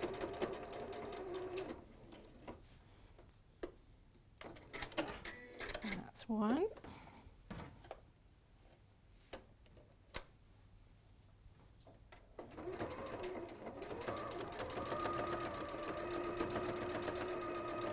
This just means that when you sew the bag pieces together, you'll be stitching over those again, so it's reinforcing. So it is that, reinforcing. isn't it? You could make them and do, doing a couple of crisscrosses into it as well. So your lining would go in with your facing, and then once your bag's in, they would be your handles. Yes. So that's your That would be the finished bag. That would be your finished bag with the lining with the lining inside it. on Obviously. the inside. So if I just pop that in there. Just to show. what it Just would to look- show But you, so what yeah. you would have done is you would have put the bag right side out into Yeah. the lining, which is wrong side out, so that the right sides are together. Yes. And then stitch all the way around the top, and then you can pull it out through the lining. So, you and then left your this hole. part of your facing should just poke out. I think pokes out like that, so you've got that nice edge. Yes, as nice well. little trim on the top. Yeah. So if I fold it there, look, there you are. So that's your lining. On the Very inside. nice, It's isn't it? Lovely. Isn't it a lovely really project? Is nice. It really is. You could put some nice Christmas buttons on here. Yes, on the you handles, could, couldn't you? If you want to Just- make it Christmassy, Yeah. more Christmassy because Mhm. it's Christmassy prints. So that is the bag. And as we said, so that's the bag using the whole panel like that. And don't forget, you've got this spare piece here. You can make this into a little bag, a little laundry bag or something, or you could make it into a pocket to go inside your bag. And this panel here is spare as well, isn't it? It is, This yeah, one. that's another. So another little spare piece there. I love all of that. So that's your bag. It's $19.99 and you get the whole panel for that, and you can make the bag with the instructions. And obviously once you've made this bag, you can use those instructions to make other to make bags, another can't bag, you? yep. So that is that one. We also have the panel with the instructions. So this is the one that Barbara was working on earlier. And this means you get the panel and the instructions. This is only $17.99. The instructions, very clear and easy to follow. So even if you're an absolute beginner to patchworking, and that looks really complicated, it isn't, as you've seen today. So what you have on your panel is you have the different fabrics you need to cut out all of the pieces. So you have all of those fabrics there to cut out all of the pieces. So you've got all of these different, there's 16 different panels. Some are repeated, but some of them are repeated but different colours, so they're all different. And then as well as that, you've got this lovely strip across the top, which is not used for anything. That's just for you to play around with and do something else with. And then you also get on this pre-printed panel, you also get a back or a different cushion cover or a bag. What you do with this piece is entirely up to you. And then you've got, I love this, you've got handmade labels, so you can, if you're making it as a gift, you can stick a little label on the inside or on the outside. Really shout about it. So this is $17.99 for, this is for the pre-printed panel here, which you can make that cushion, and this is one you can do yourself. So you're learning the patchwork techniques to create this fabulous cushion. And then, this is the one for me. Now I would quite like having a go at that actually. Yeah. I think that looks really nice. But I do like this because I'm thinking for Christmas makes, quick, easy to do. And you've got both sides. So this is $10.99 and you've either got two-sided cushion, have the same design on both sides, or just pick out one of the colours here and have a plain back. And then you've got two cushions. And if you want to add a little bit detail, you can do that. Put wadding behind the front and then stitch all the way around all of the different lines, and it will look like that you have pieced this together yourself. Or the other thing I like doing is, if you're a bit worried about stitching perfectly on the line, stitch 1/4 inch away as you go round. And again, that gives that definition around. That's what I will often do when I do my quilting. I'll stitch 1/4 inch away. And then you get these spare bits here. So you've got spare bits to do something else with. So again, you could stitch them together to make a small bag. You could use them to make coasters, because you could use that as a table centre as well. So you could make one cushion, one table centre. There's lots of things you can do with this. Got your labels again and got little extras of these lovely hunter style patterns. So this is $10.99. I think this is definitely the bargain of the day. I really do. Fabulous panels. I like all of them, but I like the quick and easy. So that is us for this hour, and I'm going to be joined again by Jules in just a few minutes, and she is going to make this. Now just listen, which way? Look at this. Can you hear? Now that doesn't come with it.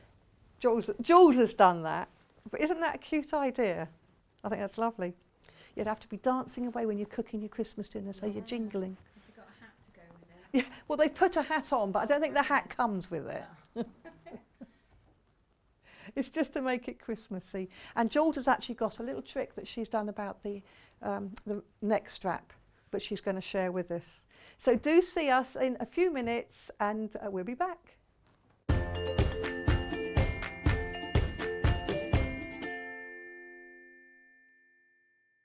If you'd like to get in touch with us during our live show and send in any messages or any questions, then you can do it on studio@sewingstreet.com.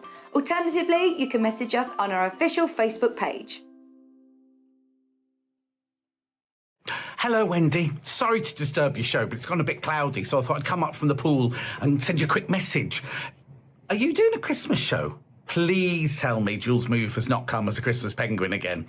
Anyway, what I was ringing to say was, well, I'm not ringing, am I? I'm talking, but I might stay for an extra week. But I've heard from Amanda, and she says she's lost her sewing mojo. And I've heard from Alison, and she says she's got a piece of cake that she needs to cut into and needs our help. And, well, Karen, she's not picked up a needle for 2 weeks. So I am back tomorrow morning at 8 o'clock. I know, I've got Mrs. McAtamney with me, Yvonne's on, and she's doing her row of the week. No, row of the month even. I think it's flying geese this month, isn't it? Anyway, I've got to go because I'm going up the cubic bar for cocktails. I'll see you tomorrow morning at 8 o'clock. Do not be late. Barbara Mclay, get yourself out of that scraps box right now. Missed the live show? Don't worry, we recorded it for you. Never miss out on your favourite presenters, guests and makes ever again. Head on over to our YouTube pages to watch back the day's live show and enjoy your favourite demos over and over again. We also have lots of great content exclusive to our YouTube pages, such as product demonstrations, troubleshooting videos, and so much more. Subscribe and turn on the bell notification so you never miss a show or video ever again.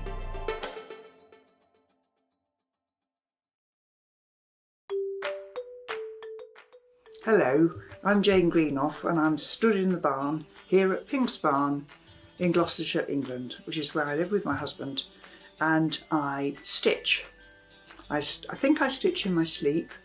I've certainly been stitching for over 30 years now, and by stitching I'm talking about counted cross stitch or counted embroidery in general terms. I also collect old samplers, and I've got one to show you here.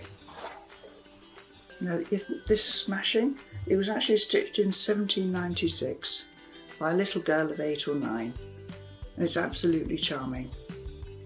So I collect antiques, I love to draw and create antiques for the future, and look forward to seeing you all on Sewing Street sometime in the future.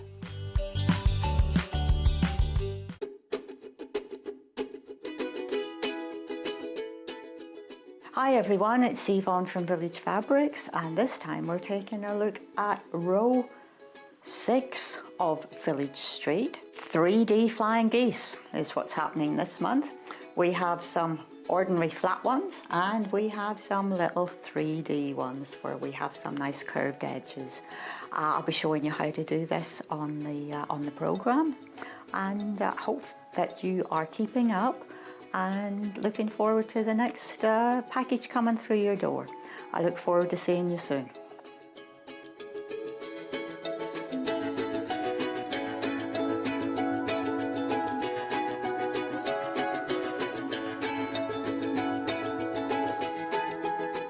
Have you heard about all of the different ways you can shop with Sewing Street and Yarn Lane? You can either shop on our websites, sewingstreet.com and yarnlane.com. You can also order by phone by calling our friendly UK customer service team. For Sewing Street, call 0800 001 4433, and for Yarn Lane, call 0800 4700 600. And don't forget about the Sewing Street app. Here you can shop all of the Sewing Street products as well as watch the live shows from anywhere. You can download the app onto your smartphone or your tablet by simply searching Sewing Street in your app store.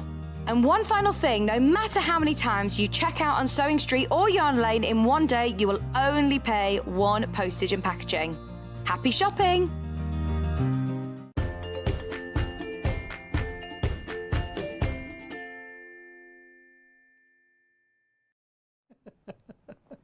I've just been sung in my ear again. It's lovely, very lovely. Who was it that was singing? Was that you, Emma? That was you. That was very lovely. Very tuneful too. So here we are back, and this time we are thinking Christmas again. So don't forget, I must reiterate, just in case you've just joined us, that if you place an order today, you will go in our shop to win. You get a chance, you'll go in the draw, and it will be drawn tomorrow, because today's the last day, and you will win this little pack of goodies if you are drawn out of the draw. So there's everybody that shops today. If you shop 2 or 3 times, you still only get put in once, I'm afraid. And equally, if stocks are still lasting, you get the chance to get this badge. And again, all you need to do is to shop with us today, and you will be sent that little badge. So that's really cute, a little keepsake badge there. So what have I got this time? I've got more panels. I just love a panel. So these are pre-printed panels to make this life much easier, because obviously preparing for Christmas can be very time consuming. So we have done some beautiful panels to make it easier. And one thing we've got is an elf apron. Isn't that cute? And I just love the way Jules has got a little bell on it. Look at that. Have you got them on both sides or just one? Just one. On the end of it. Oh no, just on one It's side on the of that. one. And Is it's this- on the ties. Oh yeah, it's really cute. So, which one is the elf one and which one is the other one? UU25? Yep. Here he is. She is. Can you get female elves? Oh, hold on a second. As my friend says, hold on, caller. Here we are. Look at that. Isn't that cute? It's a big old. Isn't that cute? I like the fact that it's your head that will be. Yes. It's your head, isn't it? Yeah. So you complete You the are elf. the You elf. are the elf. So this is the apron panel. So it's already pre-printed. So you can see this is obviously the top, and then the sides come down. Pre-printed, and then you have. Let's pop that under there. The pocket. So you put the pocket in place on the same belt, so that covers that belt. And this is the pocket lining. And if you weren't sure, it says. So it makes it nice and simple for you. And then you have the ties. So you have the waist ties.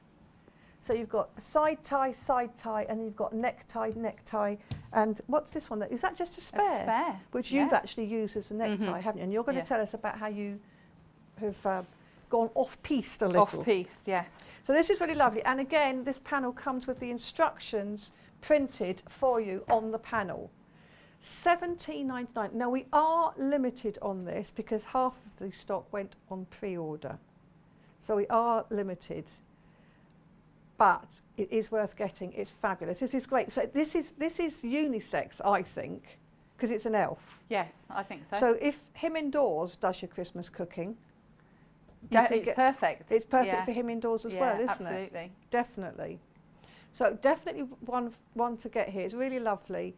Oh, and you've put some buttons on, haven't you? Over Yes. the buttons, you've put buttons. So you can zhuzh You it up can- if you yes, want to, do whatever can't you you? like. I thought, like, there's another one, and I thought of some extra bits that you could put on that as well. But yeah, I thought, go to town with all of your Yeah, have a bit of fun ribbons with it. and Yes. everything. Yeah. So this is a real bespoke apron that you can give to somebody again, give it as a gift. Yeah. If you're going for Christmas lunch to somebody's house, take them a beautiful pinny that you've made for them. Would that be a nice gift to receive? Yeah, I think so. You're cooking for me, here's a pinny. Yeah. Yeah. Well, you don't know that, food allergies and things like that. You wouldn't want to take them food or wine. They Yes, might not they might. drink it. No, see? And if with Barbara, she says to get cheap wine and put it into a nice bag. so I keep saying these Well, things. she'll Now drink she's anything, left the won't she? room. Yeah. We are in jest. So that is one panel. That's one of our first panels. And we're pretty sure this is going to sell out today. It's absolutely beautiful. So that's the elf, and that's the elf that I have got behind me. Now we also have, and I really love this one. I'm not sure which one's my favourite. It's always very difficult with these. We've got Santa Claus. So you can feel, I don't know if you can hear, or I can feel, it's quite crisp cotton, isn't it? Yeah. Quite a sort of a medium it's the weight, same- heavyweight cotton. If you've had any of the other panels, it's the same weight of that, Yes. but it's slightly thicker than, say, for example, the Rose and Hubble. Yes, definitely. yeah. Yes, it's sort of a crisp cotton. Perfect for a pinny. Yeah. This time you can be Santa Claus or Mrs. Claus, depending on who you're making it for. And I thought Aren't you could they get some fun? pom-poms and put on his Yes, boots. oh, what about pom-poms for Yeah. buttons? And metallic, could. you can get metallic fabric paint, can't you? Yes. Put on his belt and everything. So her again, belt. you can, or his or her belt, you can zhuzh it up as much as you like. Well, if it's for her, you could put bows or diamantes. Oh, I say. Put a little bit of diamante on her boots. Jimmy Choo boots. Jimmy Choo Christmas boots. So again, you've got the pocket, and they call it a hidden pocket because when you put it on the top, it sort of mirrors what's already there. And again, the pocket lining, and again, you've got your side ties and your necktie, and a little bit of spare to do with what you like. Now, I guess if you're making it for, you know, a 6 foot plus chap, for instance, both my sons are over 6 foot, you could actually put that panel along the bottom just to lengthen it a little bit, Yeah, couldn't you could. Yeah. if you wanted to. So you can play around with that and do something different with that. But a really lovely panel, £17.99, and this is Santa Claus. We also have, now we have got a bundle of all of these where you do save £14.99. Ooh. It's not the apron bundle, so the apron panels are separate. Those are the apron bundles. We've got a bundle of these ones, all of these. So we'll look at them one by one, but this bundle is £54.97, and that's for 1, 2, 3, 4 panels, which saves you £14.99. So that's virtually one of the panels for free, isn't it? Almost. So that's what you're getting. Look at those. But not the apron, it is these 4, the 4 that you can see on the screen. Now let's start with them bit by bit. The fat quarter panel, which is this one. I feel like I'm dealing cards here. Croupier. So this is great. This is one you've used, isn't it? You've used this one. So Jules has actually had a play with this one. So you've got 4 big. I mean, we say fat quarters, basically. Yeah, bigger than that. They're like This is a American huge size one, or isn't it? even It's bigger. a really huge fat quarter. Yeah. So it probably says it on the top here, but I'll measure it.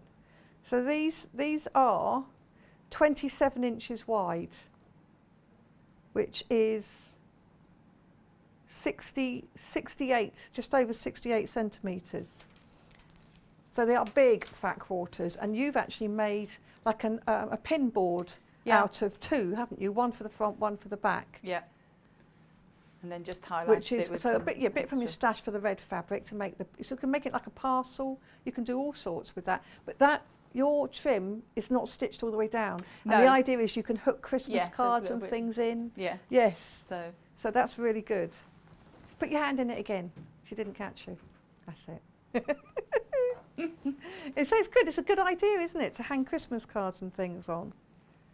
And of course the wreath. Now this is again made out of fat quarters, yes, isn't it? same So this is panel. actually the same panels done both of these items. Yes. So these aren't. This isn't on the panel or anything. This is up to you to do what you want with the panel. But Jules has made these 2 items out of this one panel. So you've used 2 fat quarters for the wreath and 2 fat quarters for the pin board. Yeah. Just ideas of what you could do with it. And then you've used your something from your stash for the reds from your stash, isn't it, to coordinate with. So this is what you can do. 2. So you get one panel for £19.99. It has 4 fat quarters, and they are biggies, big fat quarters. So it's very nice. And then we have a fabric panel of strips. So these are the 2.5 inch wide strips, they're like the designer strips. Look at I love this one as well. Ooh. Open. Look at that. You see, I mean, it's quite a big panel. It depends what size table you have, of course. But it's almost a tablecloth in itself. All you could need to do is a little, neaten the edges. kind of a skirt, probably, if you were not my size, but if you were smaller size, like little munchkin sizes, you could make a skirt. You could make a skirt out of this. That would be quite fun, actually, wouldn't it? It would. It would be quite crisp. Quite a crisp skirt. But I mean, again, you could make an apron. Yeah. You know, you could do a pinny, little half-waisted pinny, or you can do an apron, or you can cut it. I like the idea of placemats. Yeah. And you'd get quite a lot of placemats out of this. I'm just sort of trying to envisage each one. If each one was 1, 2, 3, 4, 5 strips per placemat. Well, there are 16. There's 16 strips, I think, aren't there? Yes, there are 16 strips. So you'd probably could get half a dozen, would you? Yeah, I'm saying you could even do 4 actually. So then you'd get 4 all the way down. So you'd get, I think you'd get 4, and then you get 8, your table runner for 12, the middle. yes. Yeah. You could make so much out Loads of of this stuff. matching, and then you could use some for coasters. You could actually get a quilt out of it as well. You could, if you wanted absolutely, to do if you wanted to do a quilting. Christmas quilt. And again, I mean, if you wanted to do an easy Christmas quilt, leave the stripes together, just do a bit of quilting on them, and you've got a really fabulous quick quilt. I like quick quilting. Quick quilt, yeah. Speed quilting. I love speed quilting, yeah. They do, I mean, I've got a teacher who teaches speed quilting. I bet it's not this kind of speed quilting. This is proper cheaty speed quilting, This is isn't cheaty it? speed. This is Christmas quilting. You get a project done quickly. Isn't it lovely with all those lovely designs on there? Really sweet. We also have squares.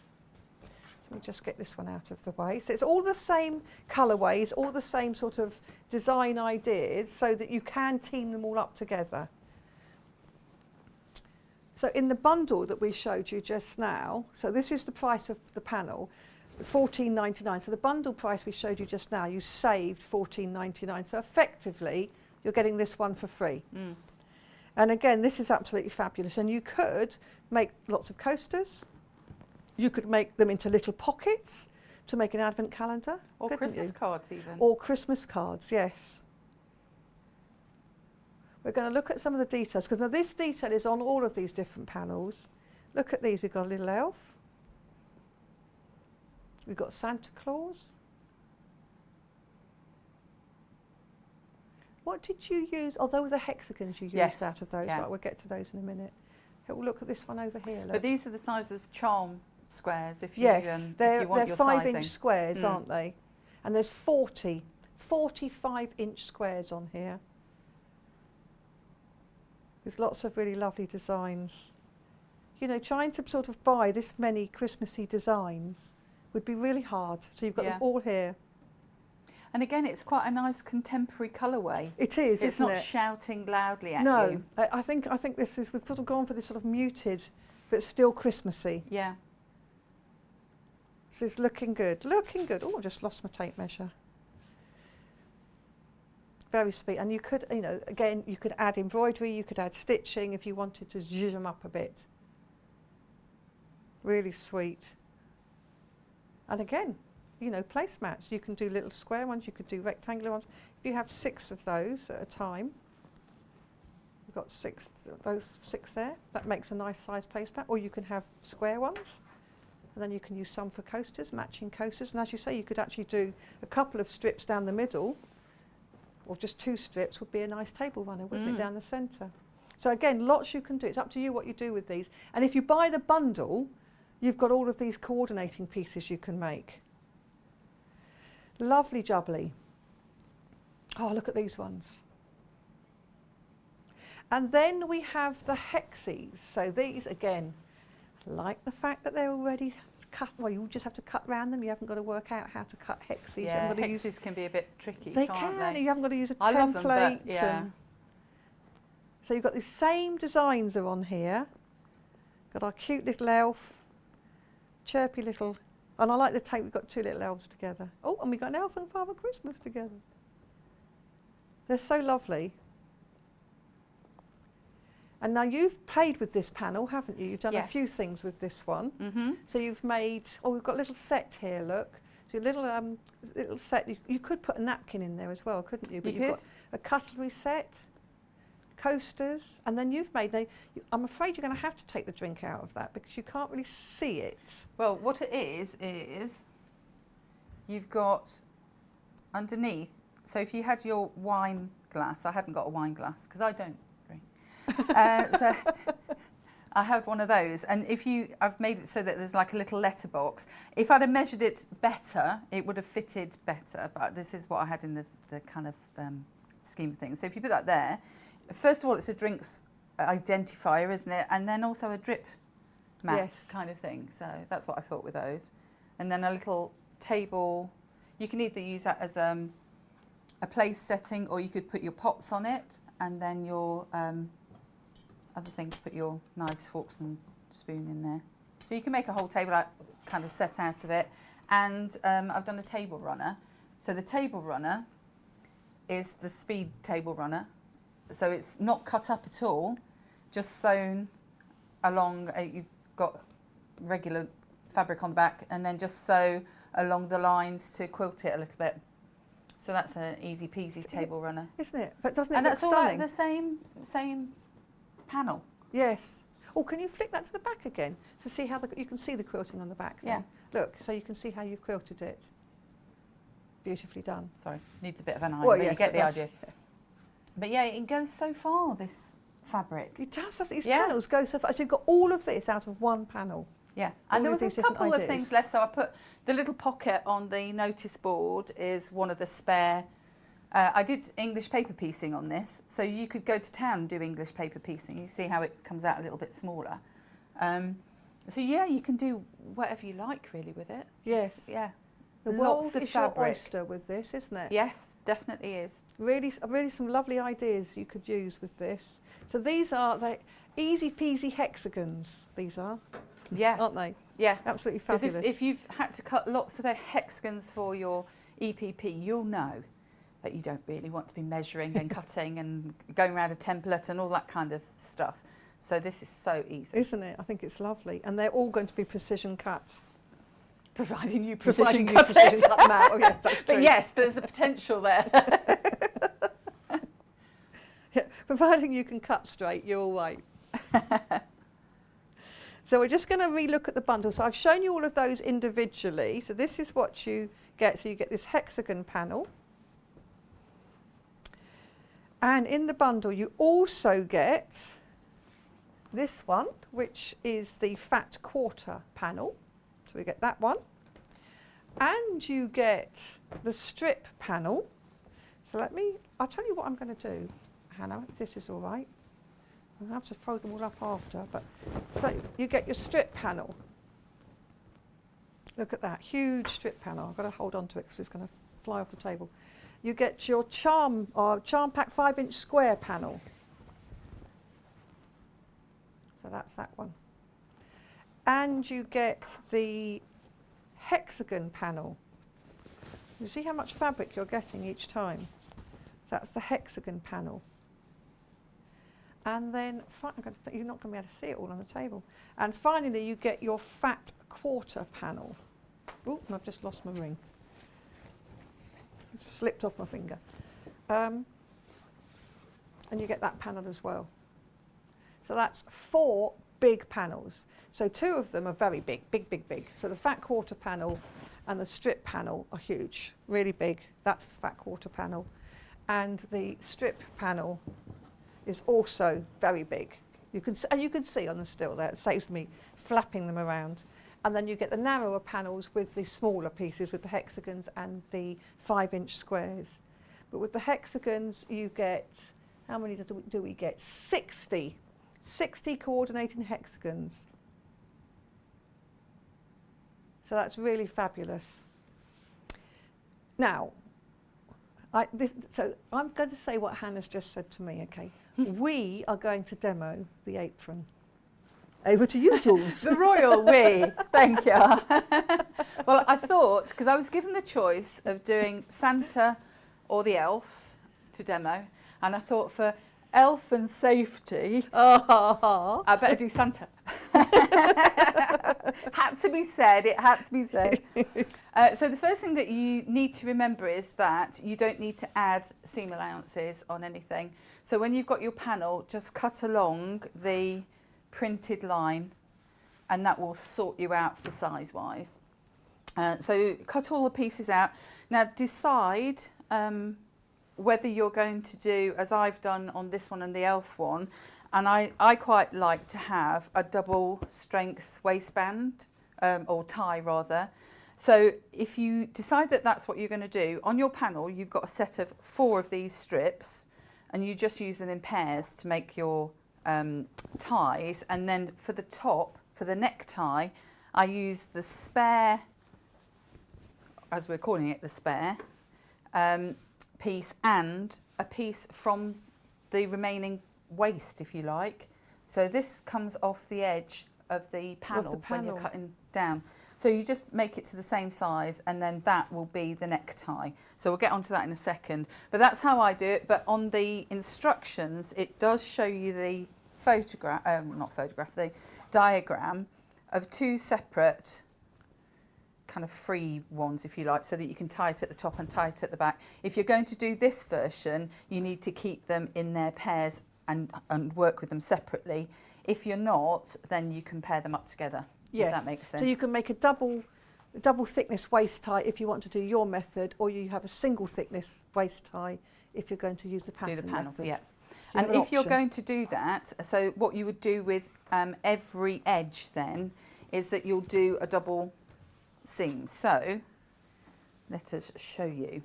I've done some of it already just for speed, but on each edge, it's a raw edge at the moment. So you don't want a raw edge, you want to fold it in nicely. So what you'll do is fold down 1/4 of an inch first of all, and then fold on it 1/4 of an inch. So it gives you a sealed seam. So if you do that around all of it and you iron it down, sorry, just move my wire. So iron that first and then iron on top as a cord. So go around all of it and do that. Is there any difficulty doing it round the curves? I'll show you how, but no, there isn't. Because that's actually cut on the bias, so it works quite nicely. So you just have to fold it in first of all. And it curves quite nicely around. Just mind your fingers because it gets a bit hot when you turn in under again. So fold the first bit. See, I'm not that accurate at cutting around the curves, but it doesn't matter. No, it doesn't matter, does it? Because you're going to put them inside. So. Yeah. And then go again. And I'll show you what to do at the corners in a second, but just fold it in on itself. And if you were doing separate ties, so 2 for the waist and 2 for the tops, then you would do this on all of the edges as well, just to seal in the ties.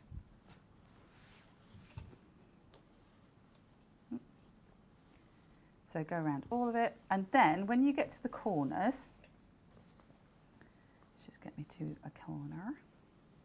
I'm just going to move this out of the way, because otherwise I'll end up burning myself.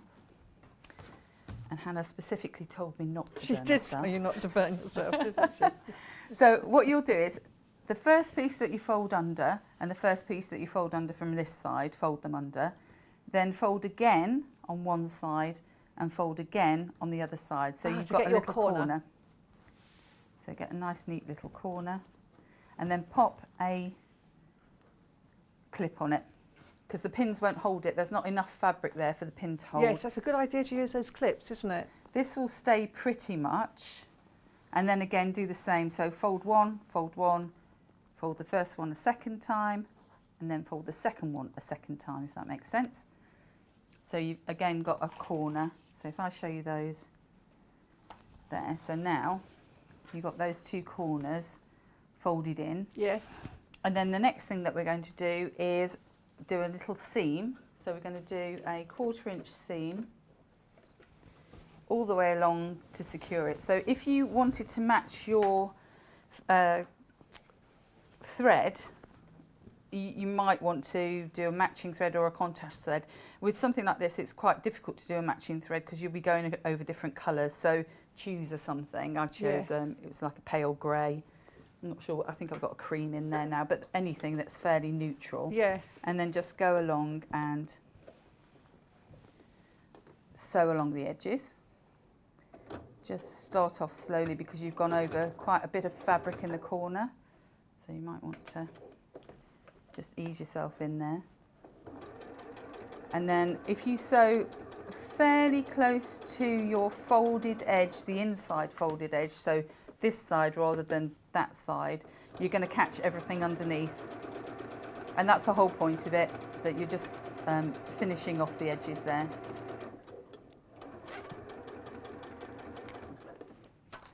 So coming up to here, we'll just hold that down. Stop on the corner and pivot.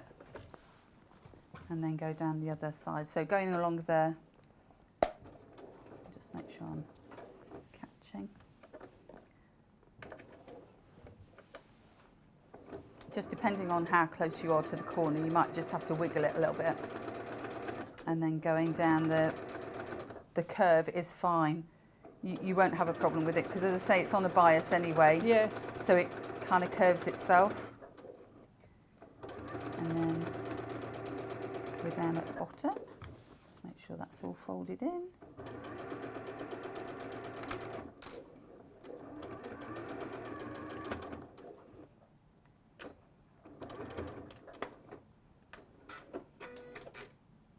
Okay, so that's, I've done all the rest, so that's gone around each side. The next thing that you'll do is to make the ties. So whether you're going to do the double up method or whether you're going to do a single method, make your 2 ties. And I'm going to make the tie for the top now as well, my necktie. So I've got the 2 pieces, and literally, just as you would do a bag handle, you're just going to sew all the way around and then turn it through. So again, straight sewing, 1/4 inch seam. Go faster if you want to.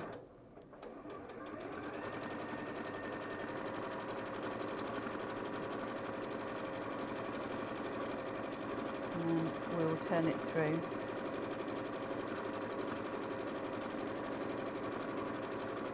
I think I've got enough bobbin thread. Is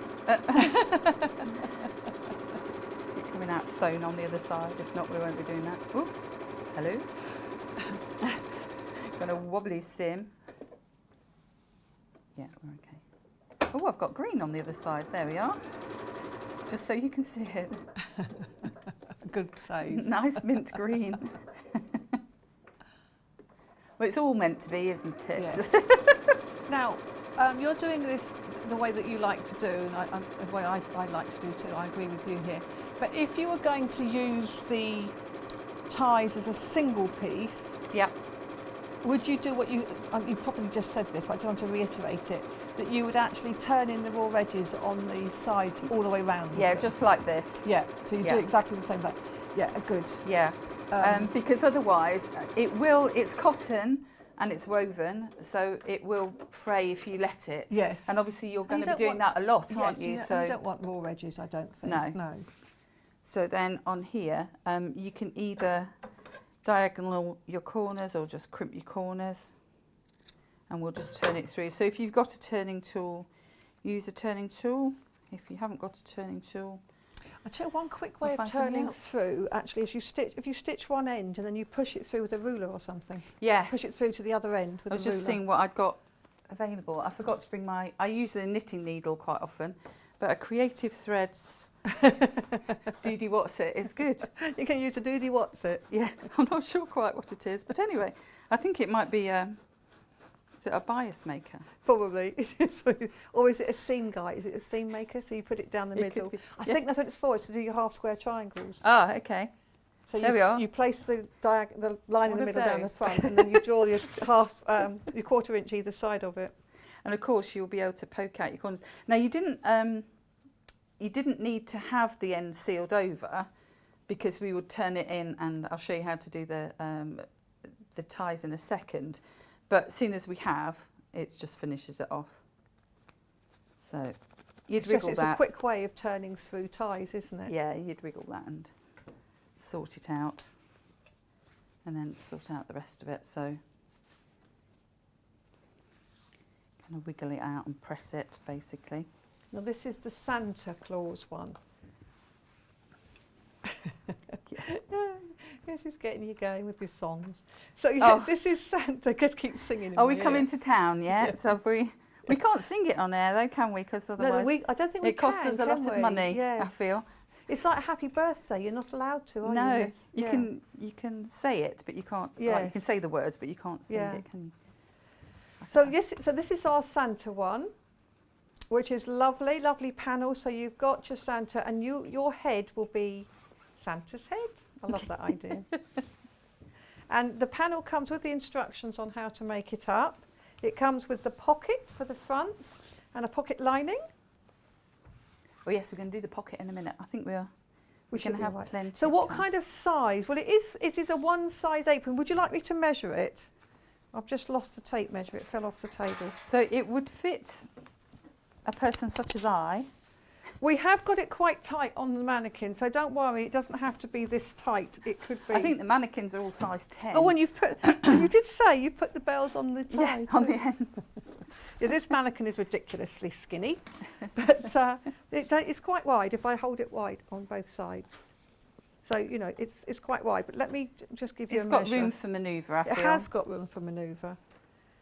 So basically, let's take out a centimetre then, virtually, from the sides. Because you've turned it in 1/4 inch twice, Yes. haven't you? So 1/2 inch twice. If I do it in old money then. So if that's 25, I'm taking off. So it's 24 wide, 24 inches wide, which is 61 centimetres. And the ties are long. And the ties are long, so yeah. It doesn't. You know, if it doesn't wrap round, it doesn't matter, does it? It just needs to cover It covers the front. relevant bits. So if you're covers your bits. splashing things, I wasn't thinking. Honestly, 2 seconds in, and there you go. So lengthwise, it's going to be. I'll just do it again. I'll do it in inches. It will be 30 inches in length. But as I said, if you're going to make it up in the way it says on the pattern, and you needed to make it longer for your tall chap, or in fact, if you're tall yourself, you could actually put this strip along the bottom just to give it another sort of 1.5 inches along the bottom. Pull that out of the way. So that would sort of give you a strip along if you wanted to make it longer. But I don't think it's necessary. It's as you say, or you were trying to say until I rudely changed it. It'll cover your front, so Yeah. the splash area. Yes, the won't it? gravy. Yeah, Yeah, Not gravy. cover the gravy bits. So if you're, that's the end of the necktie then, and what you would do is you turn under about 1/4 inch and just press it. So you've sealed edges, but you don't have to worry any more about that. So to fit your handles now, if you like, your ties now, on the side, just imagine, well, you don't have to imagine because it is there. So this is a curve. What you want to do is to make your ties curve too. So if you get your tie end, so this is the open end that I'm putting on now, and marry it up with the top curve, and imagine that that's the angle that you want the tie to come out at, and then just pop a pin in there so that when you sew it, it says on the pattern sew in a square, but it will actually turn out to be a sort of kind of trapezoid shape. Elliptical or something, isn't it? When it's a square that's gone squiffy. Yeah, It's sort of- polygonal. Yes. And then on the top, you'll do the same thing. So if you want the pattern to be out, you just imagine that's going to be how it sits. And then this time it will be more of a square. So you tuck it underneath, put a pin in, and then this one you can do like a rectangle over it. And then that one under there. And you can adjust that a little bit. But it's quite generous. I mean, if you were making it for a child, for example, you may well want to go a bit shorter. It's entirely up to you. Oh, no, wouldn't that be so cute? You see, with my sons, they've always, when we do big meals and things, we've always cooked together. Yeah. I'm very proud of the fact that both my boys in their 20s can cook very well. And well, I say very well, they do cook well. But They can cook well enough to eat it. they can cook pastas and roasts and spaghettis and all sorts of different dishes. But wouldn't it be nice to have a family of aprons? Yeah. If you're all going to be part of the cooking and you could all, it would be like the Brady Bunch, wouldn't it? All stand there in your aprons. I think that'd be really cute. And you could have like a couple of elves and a couple of Santas, or Yes. chief one could be the Santa, and then Or the rest could be the elves. the rest of the elves, yeah. I think that's a nice idea. So I'm just going to go around in the little shape to secure the, I keep calling them handles, you know what I mean, tie. The ties, yes. Secure the handles. I'm back to the love handle bit, aren't I? Sorry. It's not me, I didn't start it. No, sorry. I do apologise. So this is the Santa one. And don't forget, we've also got the elf, which is the one behind me. Now, I think elf is about to sell out. So we won't. So if you want it, go for it, because if it's in your basket, it's not yours until you've checked out. So there are obviously going to be more elves than Santas. There's going to be more Christmas. elves than Santas this Christmas, yes. But there is only one. Yes. But Santa has helpers, which can be other Santas that stand in for him because he is busy. Busy. He is busy, busy, busy. He's busy time travelling. He is, yes, to get all the presents delivered. I took my children to see the real Santa in Lapland when they were younger. Yeah. So they're in their 20s now. It was fabulous, absolutely fabulous. I think it's the whole experience. If that's, It is. you know, for little kids, well, and some adults. But Oh, it's, yes, exactly. I loved every minute of it because we did skidoo riding. We were drawn by huskies. You know, we just did everything. Did It the was whole- as well as go and find Santa in his log cabin. It was gorgeous. Was he still stuck on the glue vine? No, it was Was he- lovely. Santa was really good. And what my boys particularly liked is as we went in, he just looked at them and said, "Hello, Jake. Hello, Charlie." And Aw. he knew who they were Well, that's because he was the real Santa. because he was the real Santa. Obviously. Yeah, and they were absolutely blown away by it all. Fabulous Aw. opportunity. But whilst you're doing those handles, shall we have a quick look at some of these other kits here? What about the multi one? Look at this. The multi bundle here, $54.97 for this mega bundle, which has got all 4 of these panels. So actually, you're saving $14.99, which is actually the price of one of these bundles. So you're getting 4 for the price of 3. So what you're getting here, you've got the hexagon bundle. This is the hexagon bundle. Panel, I should say. This is the hexagon panel, which is part of the mega bundle. And on this, you have 60 coordinating hexagons. All these lovely designs. Now, all these little designs on here, the little Santas, little elves, the hats, etc., they go across all of the 4 different panels. So they really do mix and match beautifully. And we've shown you earlier some of the things that Jules has made out of this particular one. So you've got a little sort of dinner set there, and also the table runner with the hexes. That was all out of this one panel. So that's really good. Then you also get, this is on the same bundle, this time we get the squares, the little 5-inch squares.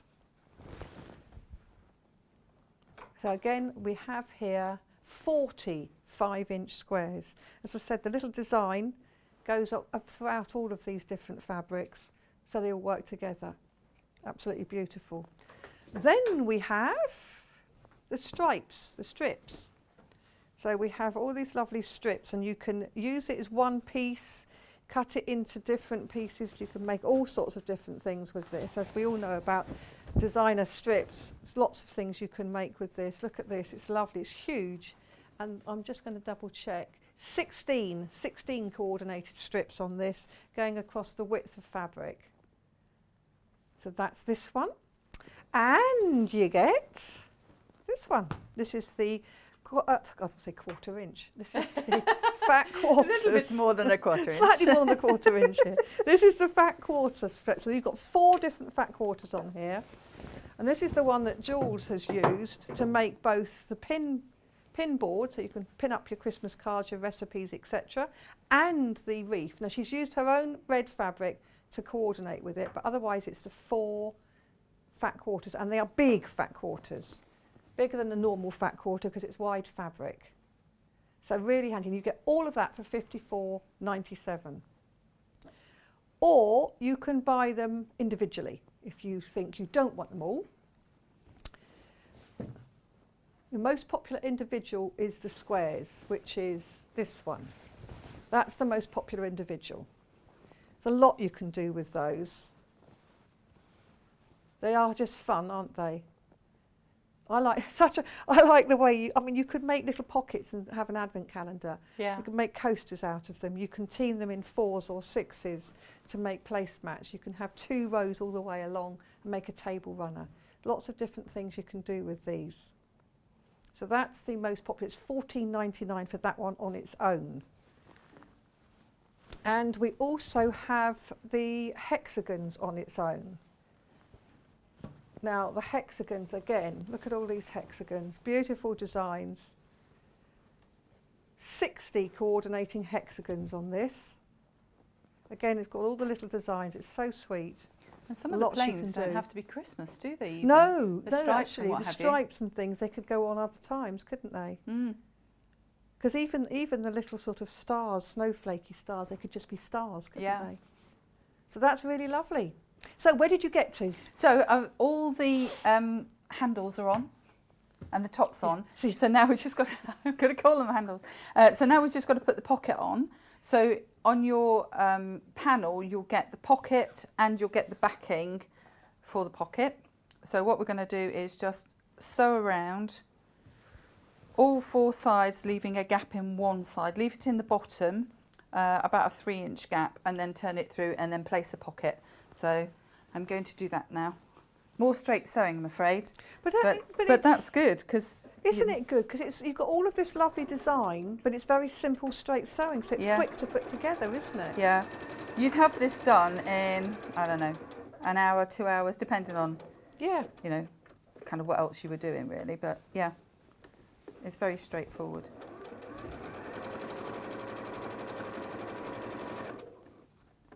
So we've got about 5 minutes left, Jules. Okay, we'll have 5 minutes to put the pocket on. 5 minutes to pop a pocket on. Because you won't need to do a top stitch on this, because if you do a top stitch, obviously you're making the pocket more obvious. Yes, and the idea is it's a hidden pocket, isn't it? So we'll do that. And last side in a bit. Yeah, and not forgetting to leave your turning gap. Turning gap at the bottom. Yes. Well, you get out your handy quick unpick. Yes, we love the unpicks.